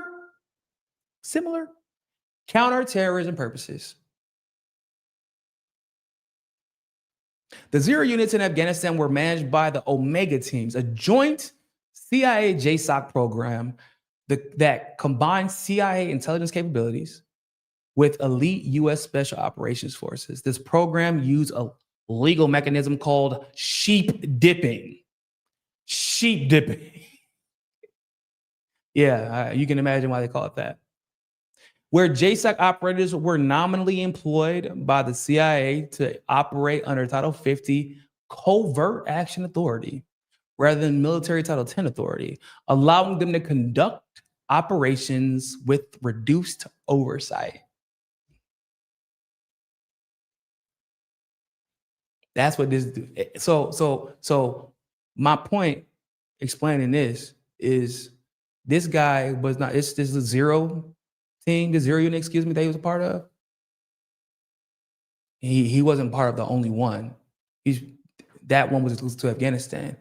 This is something that the US, the CIA really, in JSOC, is doing all over the world.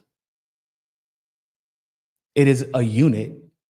I mean, they call it a counterterrorism unit, but like, let's be real. It is literally these are CIA terrorist squads.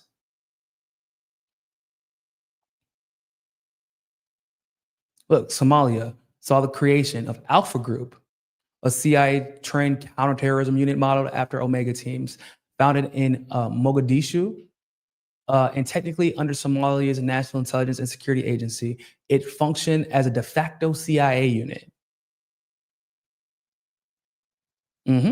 Some operators were flown to the United States for training by paramilitary officers. So there are more here, is what I'm telling you. The unit conducts direct action against Al-Shabaab and ISIS in Somalia, sure. Provides security for CIA dignitaries, gathers intelligence, and performs hostage rescue operations. Yemen also received the joint CIA JSOC Omega team concept. CIA and JSOC work together aggressively to target Al-Qaeda operatives there, both through leading Yemen special forces and conducting intelligence-driven drone strikes. Libya was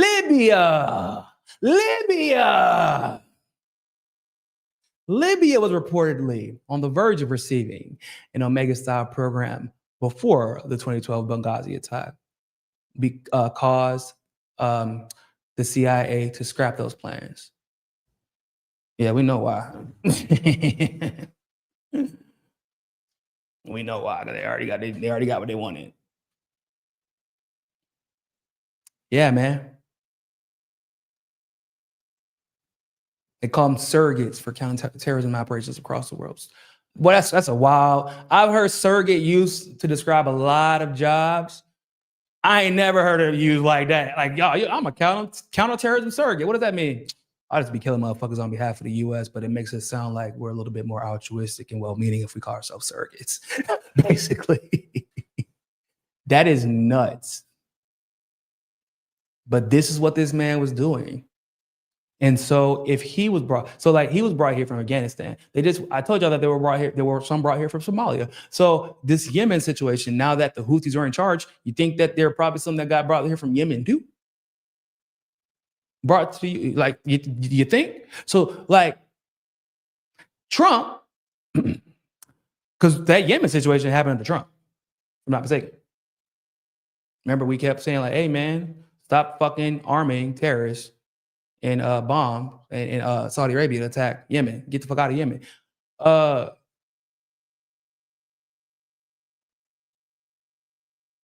actually, it started. I was wrong. It started under Obama.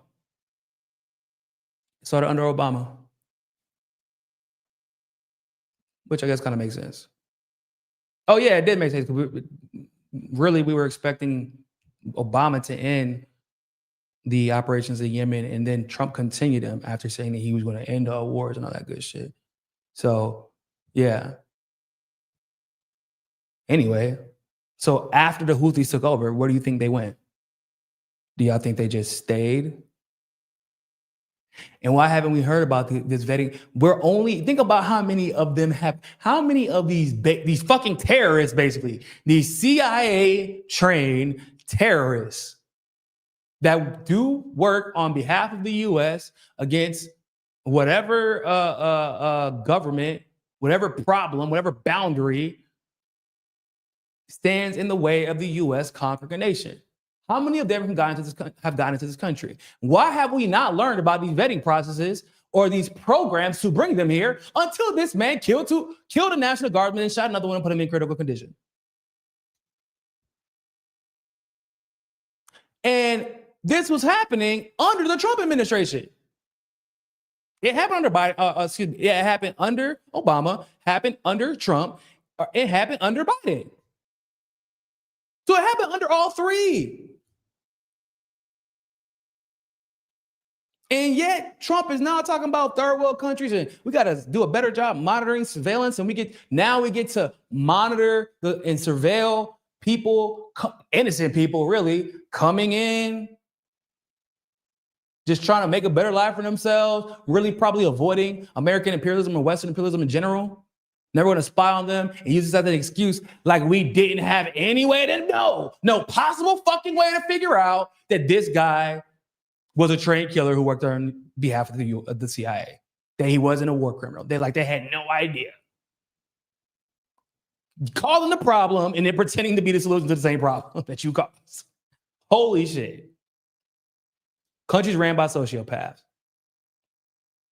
And then there's the whole shit where the victim, Sarah, the 20-year-old was killed. Like, what's up with her being Googled days before she was shot? Y'all see?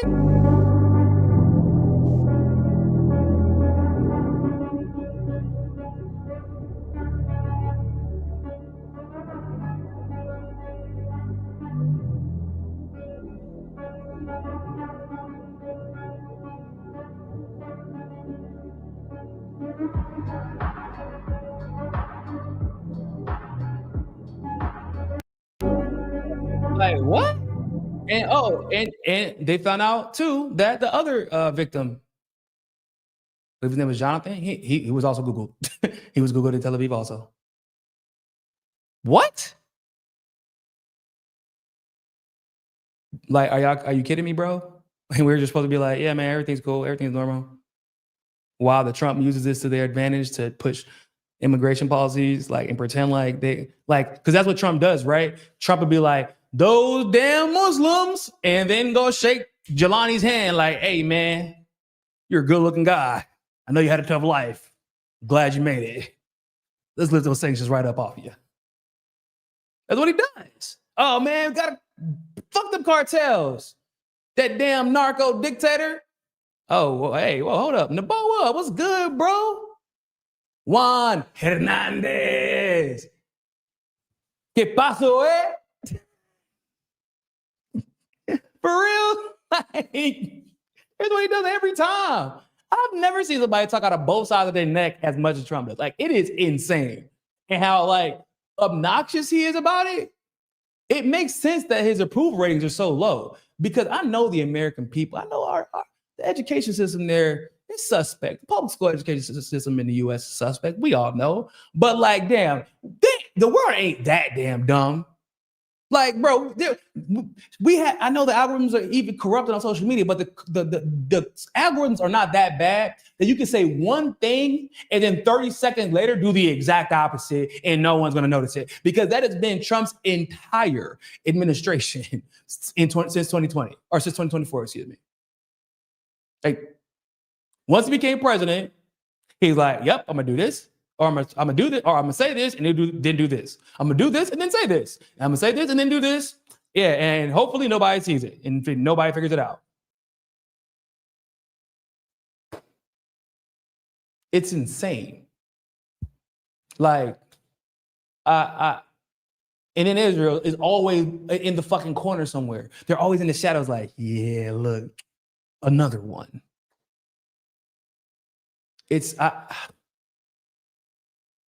It's crazy, man. Let's switch gears, man. Y'all know Zoran Mamdani a piece of shit. I honestly, I know I said I don't really like being a guy that has to say I told you so for situations like these, because I try to be considerate of people's desire to hope. I really do. But I am not going to let I'm not going to let the movement suffer, have the energy sucked out of it, have the money and the resources sucked out of it by another two-faced, duplicitous, feckle piece of shit politician with a pretty smile who pretends like he is on our side. I've been very clear about this because I lived the Bernie movement. Nigga, when I say I lived, breathed, I gave blood, sweat, tears, and I probably gave years of my life because of the stress of that shit. I lived through Tulsi Gabbard. I watched her have the best policies out of all the presidential candidates. I'm talking about not policies that she just put on our fucking website. I'm talking about actual legislation. And then become a fucking Trump ass kisser and pretend like all of a sudden everything she believed in, she doesn't believe in anymore because she gets more fucking attention from the conservatives than liberal or leftists. Like, I've lived through Obama. I watched him get 93% of the black vote and say, basically, fuck y'all, I'm about to bring slavery back. Labia. I know I'm African, but fuck them Africans. I've lived through it. So whenever we started seeing Mamdani, I'm like, all right, let me pay attention. All right, see how this is gonna go. But I mean, shit, I can see why people don't want Cuomo to win. So I get that. Oh, he said he's not gonna kiss the wall. Okay. That's good at least. Okay, but like, what does that mean for New York? That's what I gotta know what that means for New Yorkers.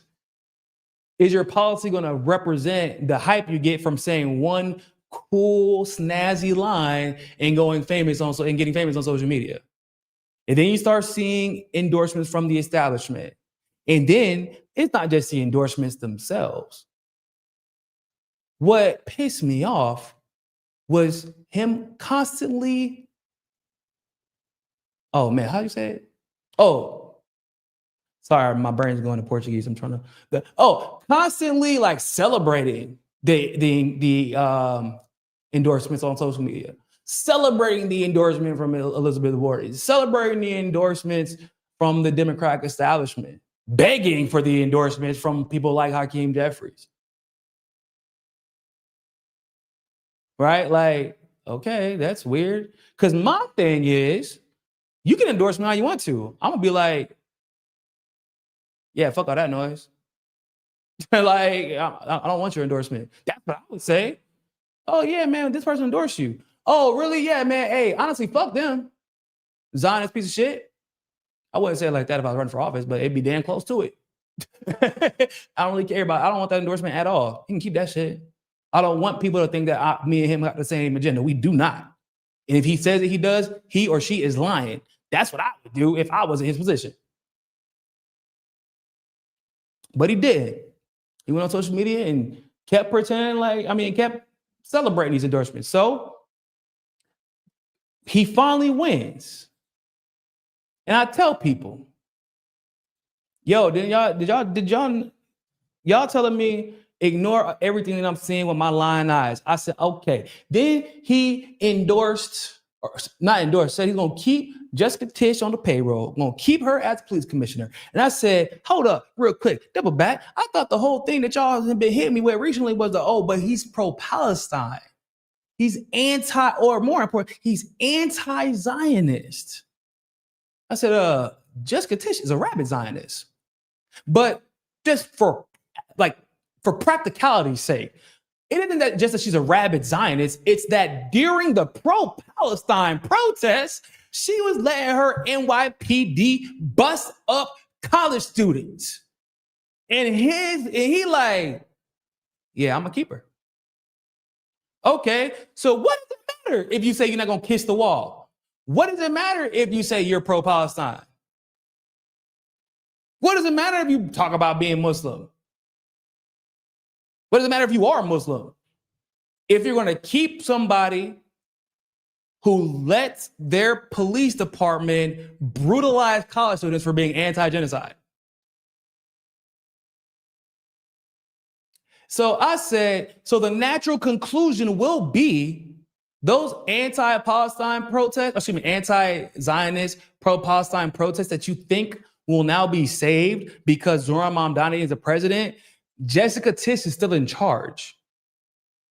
they will continue to crack down on them. And now they will do so behind a pro-Palestine face saying, well, of course you're anti-Semitic because the Muslim pro-Palestine leftist mayor agrees with Jessica Tisch and those who want to crack down on these protests. And guess what? Guess what, y'all? Zoran Mamdani is backing a proposal pushed by Zionist groups in New York that will ban pro-Palestinian protests outside of synagogues, demonstrating against the sale of legal settlements in the West Bank. On Friday, Mr. Mamdani called Rabbi Mark Schneier, the founder of Hampton Synagogue in West Hampton Beach, New York, and the son of the rabbi at Park East, who suggested that the mayor-elect backed legislation barring demonstrations directly outside of houses of worship. He told me, Rabbi, I love the idea, and I can't thank you enough, said Rabbi Schneier, who was an outspoken critic of Mamdani. On Sunday, Mr. Mamdani spoke with Rabbi Arthur Schneier, the rabbi at Park East, who made a similar pitch.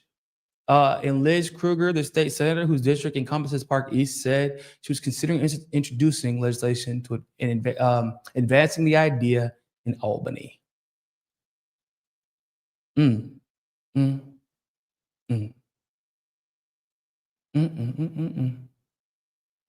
So we banning protests now? Your support and like in that particular case, I guess that's not it's Albany. But like, okay. So now you're gonna go out of your way like to stop people from engaging in the First Amendment outside of synagogues because of what? We have to remember this individual, this rabbi, was an outspoken critic of Mamdani. And why? Because he thought he was pro-Palestine. In other words, he's a Zionist. He knows that these protests have nothing to do with Jewishness, nothing. It's like, nah, bro, they're protesting you, motherfucker. They're protesting you for being a genocidal Zionist. You know that. You know, I can guarantee there aren't that many synagogues out there that people are protesting in front of. It's probably a you thing. And I don't even know how often there are protests in front of synagogues in New York, to be completely honest with you. I'm not sure that's a regular occurrence. It probably, if my instincts serve me correctly, and they usually do, it's probably one of those situations where they're like, yeah, man, so we can make sure that nobody protests me in the future. Like, go ahead and make that shit illegal now, just to show me whose side you on. It's like an attempt at gaslighting people into believing that this is a regular occurrence so they can call it anti-Semitism. Because I'm not saying it hasn't happened. I'm not saying that. But what I am saying is I know it has not happened as often as they're trying to pretend it is.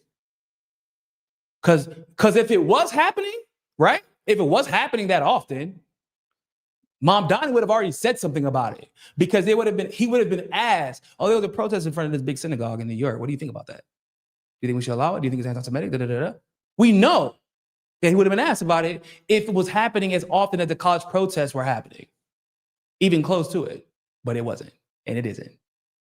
But they just want to make sure, hey, man, you still remember whose team you playing on, right? Right? Wink, wink, nudge, nudge. And what's crazy, once again, is that Mamdani was telling people who he was from the very beginning. Nobody, and they just didn't want to believe it. I'm like, bro, when this happened right here, happened, y'all, billionaire hedge fund heir Elizabeth Simmons donates $250,000 to pro-Zoran Mamdani super PAC. Daughter of the late billionaire hedge fund investor Jamie Simons donated $250,000 to the pro-Zoran Mamdani super PAC, New Yorkers for lower costs. And you know what people try to tell me? They said, but his campaign isn't taking the money. Yeah, but he said, I don't want any of those billionaires giving money to me, using their money to support me at all. That's what he said, right? So I see why y'all like, oh, technically speaking, he didn't take the money. Well, technically speaking, did he reject the motherfucking money? Did he say that super PAC is not at all affiliated with me? And if they want to be affiliated with me, if they claim they want to support me, they need to get that money back. Because I made it very clear, I don't want money from billionaires, especially damn near billionaires living in California. The hell? But I made it very clear that I don't want their money. And when this happened, Zoran Mamdani, but what was even more telling to me, how you know that he was one of them and they had always been counting on him to play ball, is why wouldn't you use the fact that he said he wouldn't take money from billionaires against him in this situation? Because the mainstream media never came out for him. They never came after him. And these people like Hassan Piker and Emma Vigilant and Sam Cedar and all of them came out to more than that, by the way. I'm not going to say, I ain't going to get into no more name, but I'm just, even some people that I usually agree with, they all came out to defend him. So like the mainstream media refused to even bring it up and left this, quote unquote, progressive and others were defending him, saying, but it's a super PAC. He didn't make a super PAC. That's not how super PAC fucking works. We know it. We know how super PACs work. It is to be able, it's for these candidates to be able to distance themselves from the decisions the super PAC makes and what they do with the money and how they raise their money. We know that it's called dark money for a fucking reason. But we knew that a billionaire gave you $250,000 and you didn't say shit. We know Alex Soros was using his super PACs and using his organizations to raise money on behalf of Zoran Mamdani and then funneling it through like Working Families Party, funneling it through DSA, and even doing some campaigning for him directly and donating some money directly to his campaign. Then you taking pictures with Soros, but you don't want the money. But you don't want their money. You're not, okay. When he was doing this and I was calling out, people were getting mad at me. And so whenever I came out and talked about the story, I was like, yo, it's kind of weird that he won't endorse his friend, Jose. It's like, ain't it kind of weird that he won't endorse his friend? I don't know everything about Jose, but he's like a leftist, allegedly. He's at least as left, if not more left than Mamdani. He's a councilman. He cannot be worse than Jeffries. There's no way. And so if he wants to run against Hakeem Jeffries and put Hakeem Jeffries in his shit policies on Front Street, I'm not going to be mad at it. But just from an objective perspective, right? Just from an objective perspective, as an analyst, as an objective analyst, I'm like, hold up, you won't endorse your friend. But we're supposed to believe that we should vote for you because you're gonna change the Democratic Party from the inside because you don't believe it can be changed from the outside. So whenever you have somebody who is also trying to allegedly change the Democratic Party from the inside and oust a fucking Zionist genocidal speaker who ain't did shit for nobody except for himself, you don't want to endorse him because of what? Let's hear what his excuse is.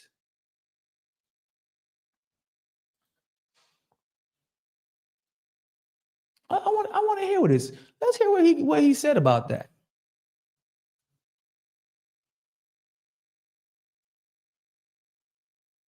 You know, Zoran won't go on any real shows anymore. So, like, he ain't going on like the Majority Report. You know, the DSA shows. And even in the conversation around,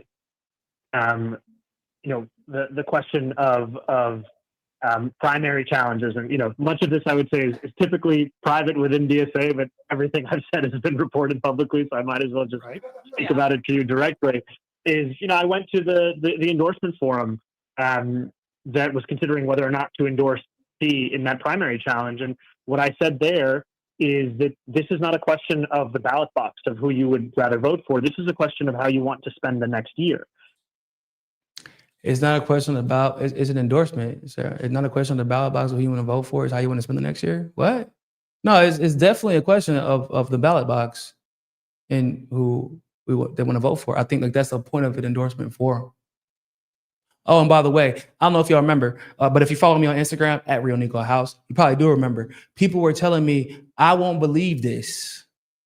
I refuse to believe it because Mamdani hasn't commented about it. And once again, I said then, and I will say it now. I said, but has he said that the claims are untrue? Has he said that they are lying? Because whenever it came out that he was not going to endorse Jose because he's basically trying to protect Hakeem Jeffries, and I was like, okay, every other time somebody has made a false claim about Mamdani, he's been quick to come out and reject it. So why isn't he doing that now? If he is saying that it's not true. And what did he say? He said, well, since it's already come out and being reported, I might as well go ahead and speak about it now.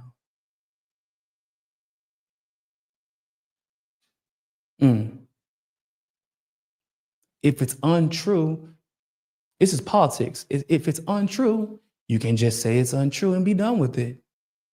Especially when you know it could hurt your reputation. But now that he's he officially part of Democrats now. Like this is like, he on the big stage now.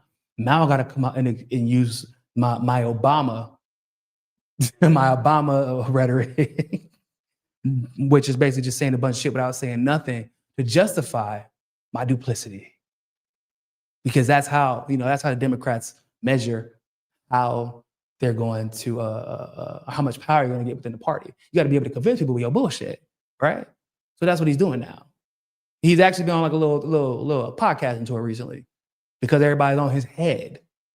But yeah, that's what he said. Mm-hmm. How do you want to spend the next year? It's not about voting in the ballot box. Motherfucker, yes, it is. You said you want to change the party from the inside, and Hakeem Jeffries is the leader. He's a problem. Not one of the problems. He is like possibly the problem. And if you got rid of Hakeem Jeffries, there's not really anybody who's really next in line. There's no one prepped to replace him because he's replacing Nancy Pelosi. There's nobody, and he's so young, there's nobody who is ready. So it would be a free-for-all, and it would be chaos within the Democratic. There's already kind of chaos in the Democratic Party, but there would be legitimate chaos in the Democratic Party, and you could help be responsible for using that chaos to the advantage of those who say they supposedly want to change the party from the inside. But instead, this isn't the time, guys. This is not a good time. Do you want to spend the next year fulfilling the agenda at the heart of this movement, or do you want to spend it defending the caricatures of that movement? And the decision that I made, and the one that I shared with other members that night as they were considering how to participate in that democratic process, is to maximize every chance we have to fulfill the promises we made, door after door, call after call. Mamdani. Mamdani. Boy, that boy just reeks of Obama. That boy just, you can just smell the berry on him. Jesus Christ. With many New Yorkers who had otherwise lost faith in politics years ago, so that we can tell them that success isn't just measured in the election we've already had, but also in our fulfillment of the agenda at the heart of that election. Well, and yes. I think that this. Oh, sorry. So, go on. Well, I don't know. And I was just going to say that I don't ever presume that everyone will come to the same conclusion as me. I don't think that dissent or critique is something that I'm above in sharing these decisions, but they do come from this as my framework, and I think it's honestly helpful to be able to share it with people. No. Okay, so like he's like, I don't expect everybody to reach the same conclusion. Do y'all know what that conclusion was, actually? Based on anything he has said at that point, up to that point, do y'all actually know what the conclusion was? Because I didn't hear it. I want people to believe in our platform and the foundation of our platform, and that our platform can actually be achieved, and we're not just wasting money. What? What the fuck are you talking about? I don't think everybody's gonna come to the same conclusion as me. Yeah, I can't come to the same conclusion as you because I don't know what the fuck you're talking about, bro. I'm sorry. Thank you very much for the super chat. Appreciate you, man. Dark Matter Zombie says, love to you and yours, Niko, as well as your community. I wish I hadn't believed Bernie Cortez, not a nickname friend, and Mamdani, oh bummer. The money I wanted on the money I wasted on their lives. Free pause sign, and we will be free. Amen to that one, man. Yeah, bro, you're not the only one. I wasted money. I wasted time. know what I'm saying? I put my career on the line to support Tulsi. Shit. AOC. Like, bro, I spent I don't know how many hours helping, prepping people for debate, prepping politicians for debate, helping them write speeches, helping them prepare response for interviews, knocking on doors, like obviously giving money, raising money, coming up with campaign strategies for free. That's what people don't know. There was somebody who worked a job in one of the campaigns. I'm not going to say any names, but worked a job in one of the campaigns, and they got paid for the job that I was supposed to be hired to do, but they went behind my back and hired them instead because the people who had like the hiring managers of the campaign, they like knew who I was, and they're like, yeah, he is not controllable. We can't trust that. And so they took all of my ideas, used them, still wanted me to participate in the campaign and come up with strategies for them, but as a volunteer, while they paid someone else a copious amount to do my job that I created, to implement my strategies. And it was really because they knew they really had no intention of winning. And if I was the one who was implementing my fucking strategies, even if I don't give a shit, you can cheat all you want to, bitch, we was gonna win. I don't know if y'all recall, Tulsi Gabbard was not gonna make the debate stage. And then Niko came into the picture. To the point where Huffington Post had to write a whole motherfucking hit piece about me because they knew what time it was. They were like, oh no, we got She was not gonna hit her fundraising goals. And then Niko hit the picture. Yeah, that's what happened. So yeah, a lot of money wasted, time wasted, energy wasted, but I don't regret it. I met a lot of great people. You know what I'm saying? Like I learned a lot about politics. I learned how fucking fickle and treacherous these politicians can be. I learned how much ego is involved in a lot of decisions that they make. I learned a lot of these politicians are grown-ass kids. They're kids with zero emotional intelligence and zero self-awareness a lot of the time. I learned that some of them don't actually want to win. I've learned that too. Some of them pretended that they want to win, but they don't actually want to win. They want the credit that comes and the fame that comes with almost winning. Because when you almost win, you get a lot of opportunity still, but far less responsibility and far less accountability. So I feel you. I feel you, man. We in this together, dog. Politically homeless. Well, I don't like to say that. I can't say it. You know what? I'm not going to say that we politically homeless because we got each other. That's why. We got our community. So I can't say that we're politically homeless when I know we got each other. You know what I'm saying? Even within the independent journalist community, like I got Nick, you know, I got David Hunde, I got Pasta, I got Fee, I got Sabs, I got JB. You know what I'm saying? I got Amanda Seals. I got we got it. I got my man Kyle. Like we got each other. You know what I'm saying? Our supporters, we all have a lot of the same supporters. We all got each other. So I can't say that I'm politically homeless, but I can't say fuck the duopoly and I ain't fucking politicians. I can't say that. Because if they don't want to provide a political home for us, then all that means is we got to create our own. And I feel like we're really at the point where that is possible now because all these motherfuckers are exposing themselves for who they are. Like you can only because of social media, the game that they played. If y'all been watching me for a while, y'all know I've been saying this for a minute. There's we got 3 election cycles, and I've been saying this since I was working with Tulsi. So we got about 3 election cycles. They're gonna fuck. I said because we need the Democrats to play it one more time. Right? So we need Trump to finish screwing up. I said we need Democrats to play their ass one more time under Biden because that's going to happen. I didn't know that they were going to do so. I didn't know that they were going to do so in such a grandiose way by committing a fucking genocide. But yeah, that happened. And then I said we need Trump to screw his cult over one more time, and for all his little MAGA cultists and all the establishment that he supposedly was really against first time to jump on a train. Once that happens, it's over for him. And then look what happens. You get Candace to switch sides. Not literally switch to the left, but you get what I'm saying. You get Tucker. Now, genuine or not genuine, he is telling people to stop listening to these motherfuckers. Calling out Trump. Like refusing to support the wars that he's pushing us in. you have these people who have realized all of a sudden it's become profitable to be anti-establishment, one on one side or the other side of the fence. And once we get to that point, now we can start having honest conversations. And now we can start having genuine conversations about genuine solutions, not basing this limited hangout, these limited boundaries of discussion and discourse that the duopoly puts in front of us to manipulate us and support one side or the other. So it's, you know, and in some ways, I guess I gotta thank Mamdani, you know, because he's helping us achieve these goals in the same way Trump has. He's made all these promises and then showing his whole ass. So, but it gets worse though. It gets worse. Well, I appreciate that, and I'm just eager to ask you these things because we have you for such a limited time. Really, is one, is it your kind of belief basically that delivering on your agenda in terms of the macro constituency that Sam was just speaking about is the best way to kind of show how the movement can expand and have more politicians like yourself across the country run in that way? And I would imagine that was motivating you and what you said to DSA. And two, does that mean that you're ruling out supporting primary challenges broadly throughout the city?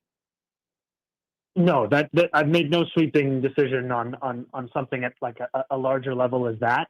And to your first question, you know, I think often about what Bernie said at our rally, which was that what our opponents in the campaign feared the most was the power of example, and that the power of example.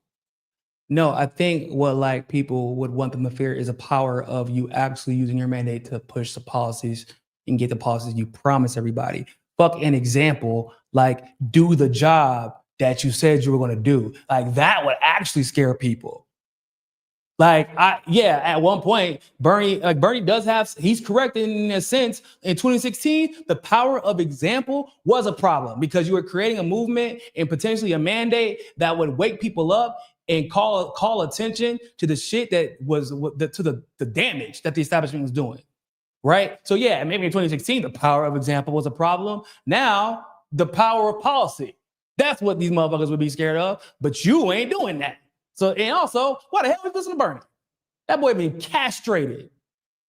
I ain't never seen somebody get castrated at 70 plus years old, but Bernie did. Shit. example is not of just winning the election. That's the example of delivering a rent freeze, of fast and free buses, of universal childcare, because those are things you can hold on to. Those are things that you can actually feel and see in your life. And so much of politics is this game of translation where a politician says something and then you have to jump through 10 hoops to understand how it relates to you. Or if What? Mamdani is not guilty of that at all. Like I said, guys, these politicians have like zero self-awareness. I learned that while working for these politicians. Like, I'm like, oh shit, you really have no motherfucking self-awareness at all. Like, at all. It literally just got done jumping through hoops where we have to try to understand what he was trying to say. He's like, you know, part of the problem with these politicians is that sometimes they say all these different things, you have to jump through 10 hoops. Sorry, that's hilarious. you're eligible or if you hit the threshold. And these are not things that require that kind of a translation. These are things that are direct to our lives. And I think that it's, you know, I remember when I was running for assembly, a friend of mine, Kara McCurdy, who's an incredible photographer who works on our campaign, I gave her the palm card that we had just designed with Anish, who actually created the logo for this mayoral campaign. And I thought it was the best palm card we'd ever made. And she looked at it and she said, what do these words mean? And we were just using a language that speaks only to a very specific set of people. And I think it just comes back to that you need to speak directly to people, you need to speak about policies that are also direct to their lives, and it all needs to be without translation. And so to me, once we succeed in the fulfillment of any part of this agenda, it becomes an example of why New Yorkers made the right decision to believe that politics could be more than this, as opposed to that they were wrong to have hope again. I don't want What? Like, Jessica Tish. And then you're like, also, we're definitely gonna have Zionists in our administration. He's like, we already started filling up our cabinet. We're gonna have Zionists in our administration. And then you're gonna bow down to Kathy Hochul You're gonna bow down to Hakeem Jeffries. Hold up, real quick. I need to rewind because there's something that he said that I want to make sure.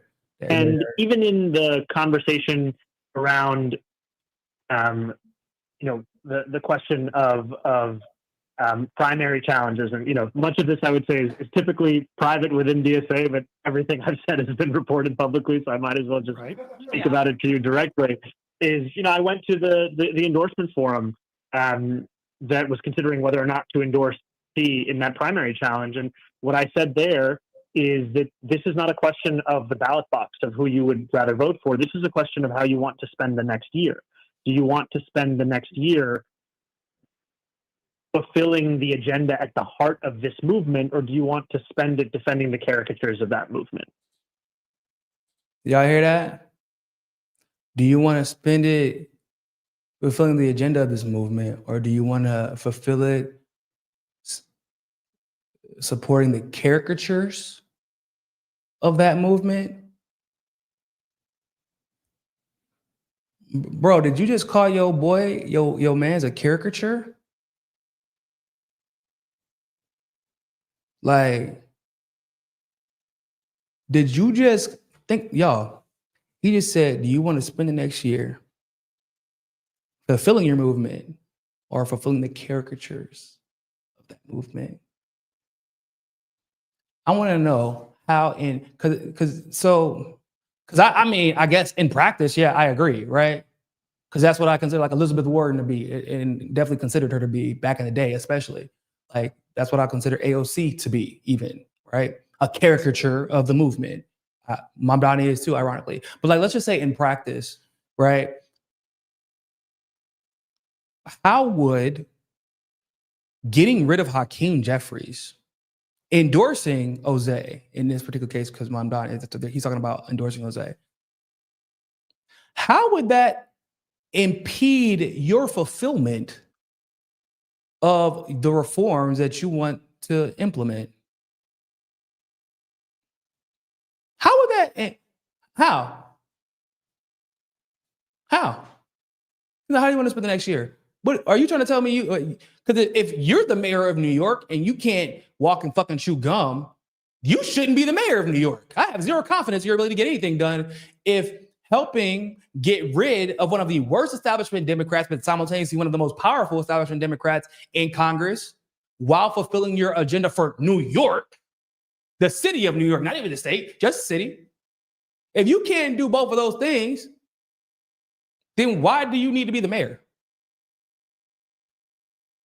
But you just called your friend who endorsed you, who celebrated you, who campaigned for you, who advocated for you and the policies that you support.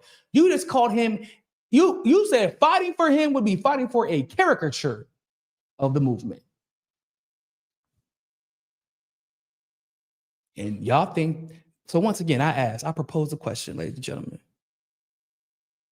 If he will sell out a friend that fast, a colleague that fast, a politician and a supposed leftist who allegedly wants the same agenda as him fulfilled, but on a national scale, who has supposedly had the same goal as him to get rid of the establishment Democrats and change the party from the inside, if he would sell him out that quick before he even stepped foot in office, how quickly do you think he would sell out the people who voted for him?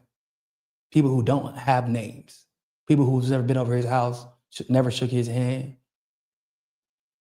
never gave him a hug, never met his friend's family, girlfriend, wife, whatever. Don't got his phone number. How quick do you think he would sell them out? Sell y'all out? He sold out his friend in 0.02 fucking seconds. He sold out his friend before he even got elected, if I'm not mistaken. It was the day before the stories came out about him not endorsing Jose. How quick, ladies and gentlemen, do you think he would sell y'all out? Because I said that about AOC. I remember whenever I was working with Tulsi, and Tulsi had Like one of the main agendas AOC wanted, right, was the environmental agenda. That was like one of the main things she was fighting for. I know because I helped with the policy and thoroughly combed through it. Tulsi had introduced the best legislation for the environment that anyone had ever introduced. And this is not hyperbole. And instead of helping co-sponsor it, instead of helping push it, AOC began criticizing Tulsi for it. Like she started attacking her. Like, why just join me? Like with your resolution about a Green New Deal that isn't even your policy, you just stole it from the Green Party? Tulsi's environmental policy, her legislation was better in every way. She's like, nah. AOC was like, nah.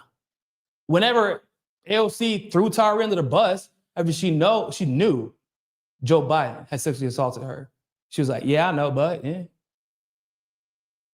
What? I'm like, oh, if she'll do that. Bernie Sanders, same thing. Tulsi gave up her job, her position as the vice chair of the Democratic Party because of how they were treating Bernie. And she's like, I will not be part of this shit. Was friends with Bernie. Traveled the country with Bernie. Was attacked because of Bernie. And whenever Bernie was asked about the way the DNC was cheating her when she ran for president, well, not everybody can make the debate stage. Not everybody can make it. But let me defend Elizabeth Warren. I said, oh, if he'll throw his friend to the bus, they talked. They ate dinner together. They sat down. They broke bread together. They got each other's phone number. They made each other's families. If he'll do that to her, oh, we're fucked. We're screwed. That's like a rule of thumb. And I'm not saying that to defend. Obviously, I'm not saying that to defend Tulsi's actions lately. I'm just using it as an example, like of how I knew how it was obvious for me at that point. Bernie and AOC, they were done with us. They used us up. We got screwed, and people didn't want to accept it. They were finding out at that very moment, and unfortunately, people found out way too late. But that's like a rule of thumb for me. I look at how somebody treats their parents. You know why? Like in anybody I'm friends with, like, or acquaintances with, colleagues with, like any girlfriend that I've ever had, I like look at the way they treat their parents. Do you know why? Because you are the most comfortable with your parents because you know at the end of the day, they are your parents. Especially if you got like really, really good parents and you know, like, no matter what I do, they're gonna help me, they're gonna support me, they're gonna pay for my stuff, they're gonna take care of me. So I look at the way people treat their parents, because that is when you are the most comfortable. Because once you feel comfortable enough with me or the people that I'm around or my friends or my family, when you're at your most comfortable, but also you end up in default mode, which is the mode that you end up with when you're with your parents, that is how you will act. However you act with your parents. If you treat your parents like shit, it is a matter of time before you treat me that way. Because I didn't give birth to your ass. You don't owe me a damn thing. You owe them life. And if you can treat them like that, I don't stand a chance. If not today, tomorrow. If not tomorrow, next week. I don't know how long it's going to take, but I'm not going to wait around to find out. And that's how I feel about it. So whenever I say, yo, hey man, that man just said he said fuck Jose, excuse me. When he said that, and people were like, but he hasn't been elected yet. Yeah, I don't need to see anymore though. I don't need to see anymore. Because his whole thing should have been, that's my dog. Until he gives me a political reason as to why I should support him, until he gives me a political reason as to why not these establishment people who I came here to defeat, who I came here to oust, who I came here to call out, whose policies I came here to change. Not them, until he gives me a political reason as to why I cannot trust him. I'm riding with my dog because he rode out for me. Period. But that's not what he did. The moment he knew it was in the bag, that's it. Tchau. Boa sorte. Fique com Deus. Até lá. Good luck. Go with God. See you later.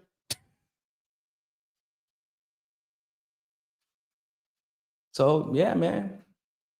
I got a feeling there's going to be a lot of reporting on Mamdani to be done over the next few months, over the next couple of years, really. Because what he has done is not unlike what we saw AOC do, not unlike what we've seen Bernie do. And Black Agenda Report, by the way, did a fantastic job covering it. They did an article on it. I retweeted it on my Twitter account. I'm probably gonna retweet it again. It's a great piece. But like using the pro-Palestine movement and using your Muslim identity and using people's like desperation for hope to fuck them over once again, using the fact that like, what was the other option? A rapist? Like that, I mean, that was the other option, Cuomo. Like he used all that to his advantage and couldn't even wait until he stepped in office before he decided to screw over everybody. I mean, hell, you know, the reason he won, as a side note, is because of Black people. Black people voted for him overwhelmingly. I was surprised. I was genuinely surprised when I saw how many Black people voted for him. There's a lot of people who were surprised. Like a lot of pundits and commentators and journalists were like, what the damn. I didn't think that y'all were gonna vote for him like that. This man hasn't said a damn thing about Black people. I think he finally sat down with a Black journalist recently, but it was like on some, it's a sellout, basically. He's a Black sellout journalist. He's one of those Al Sharpton type motherfuckers. Making excuses for him. Like, but what policy has he announced? He's like going out of his way to announce policies for the Jewish community. He's going out of his way to cater to the Democrats. He's going out of his way even to cater to elites. He's talking about busing and things like that. That's cool, right? That's all right. You know, he when it came to Muslims, he started pandering to them. But what has he actually done? What has he promised for the shit that they've experienced in New York just for being Muslim? What does he promise to the pro-Palestinian movement that got him elected? Like they won him the primary. Like, and once again, what have you done for the Black people that literally got you elected? Because a lot of people thought Black people were going to swing towards Cuomo. They damn sure weren't going to swing towards Eric Adams, but a lot of people genuinely believe they're going to swing towards Cuomo. Because Black people generally tend to fall in line when it comes to establishment Democratic politics in big cities. And even if, I mean, hell, look at Bill Clinton. Everybody know about Bill Clinton now, and yet and still, the average Black person still likes him. The average Black Democrat, rather. So, like, what has he done? Okay, so Jewish people were worth catering to. The Jewish people with all the power and all the money in New York, the Zionists with all the power and all the money in New York, they're worth catering to. But the Black people, the people that you've made promises to, really, the demographics that really actually need you to do this job well, it's fuck them, right? That's what it feels like. Let me know what y'all think in the comment section. Thank you all so much for tuning into this live stream segment of 4 People Podcast. Like this show, share it, leave a comment, come back, watch the replay, leave a comment. It helps us in the algorithm. If you're on X right now, I want you to go to YouTube or click on the link. It's on my X account right now. Go subscribe right now. Do it. Get there. It don't take nothing but a button. Just pop, pop, pop, pop, pop, pop. You ain't doing nothing anyway. Just go ahead and subscribe. Appreciate you. Follow me on X at Real Niko House, on Instagram at Real Niko House. Make sure to follow Hotspot on Instagram now at hot_spot media. On Twitter at Hotspot. Yeah. Oh, and subscribe to my Telegram. All those links are in the description below. You can support the channel by becoming a premium subscriber here on YouTube. Just become a subscriber, like $5 a month, nothing crazy. You can also become a patron on Patreon. Just click on that link in the description below, and $5 makes a huge difference. And I'm trying to actually get more help with my show because I'm trying. I want to go live more often. And, like, I want to go live actually, I prefer to go live every day. Like, that's my preference. But got a family now, got 3 kids and a wife that I love and I love spending time with. So I can't go live as often as I want to because I don't have I used to have help, but things went crazy. And so, couldn't continue with the help that I had whenever I was still working with RT. So, if you want to help support the show so we can continue to grow, we can do more research, more shows, more short clips, all that good stuff. Like, I love talking to y'all. This is my therapy too. As we say in Brazil, estamos juntos. Like, I love doing this. And the more help I have to get this done, the more we can grow, the more I can do. I could sit in front of this camera a little bit more often. So any support helps. Premium subscriptions, YouTube premium subscriptions on Patreon, donations, cash, all that good stuff. All of it helps. So super chats that y'all help out with too. Love you, appreciate you. All of that helps. So with that being said, ladies and gentlemen, thank you all so much for tuning into this live stream segment of For Legal Podcast. Make sure you like the video. Make sure you share this video. Leave a comment below. Look out later for my hotspot video because I did do a hotspot on the Venezuela no-fly zone. So go look for that a little bit later on X and on YouTube and on Instagram. Other than that, ladies and gentlemen, always remember, more than anything else, find your balance. Peace.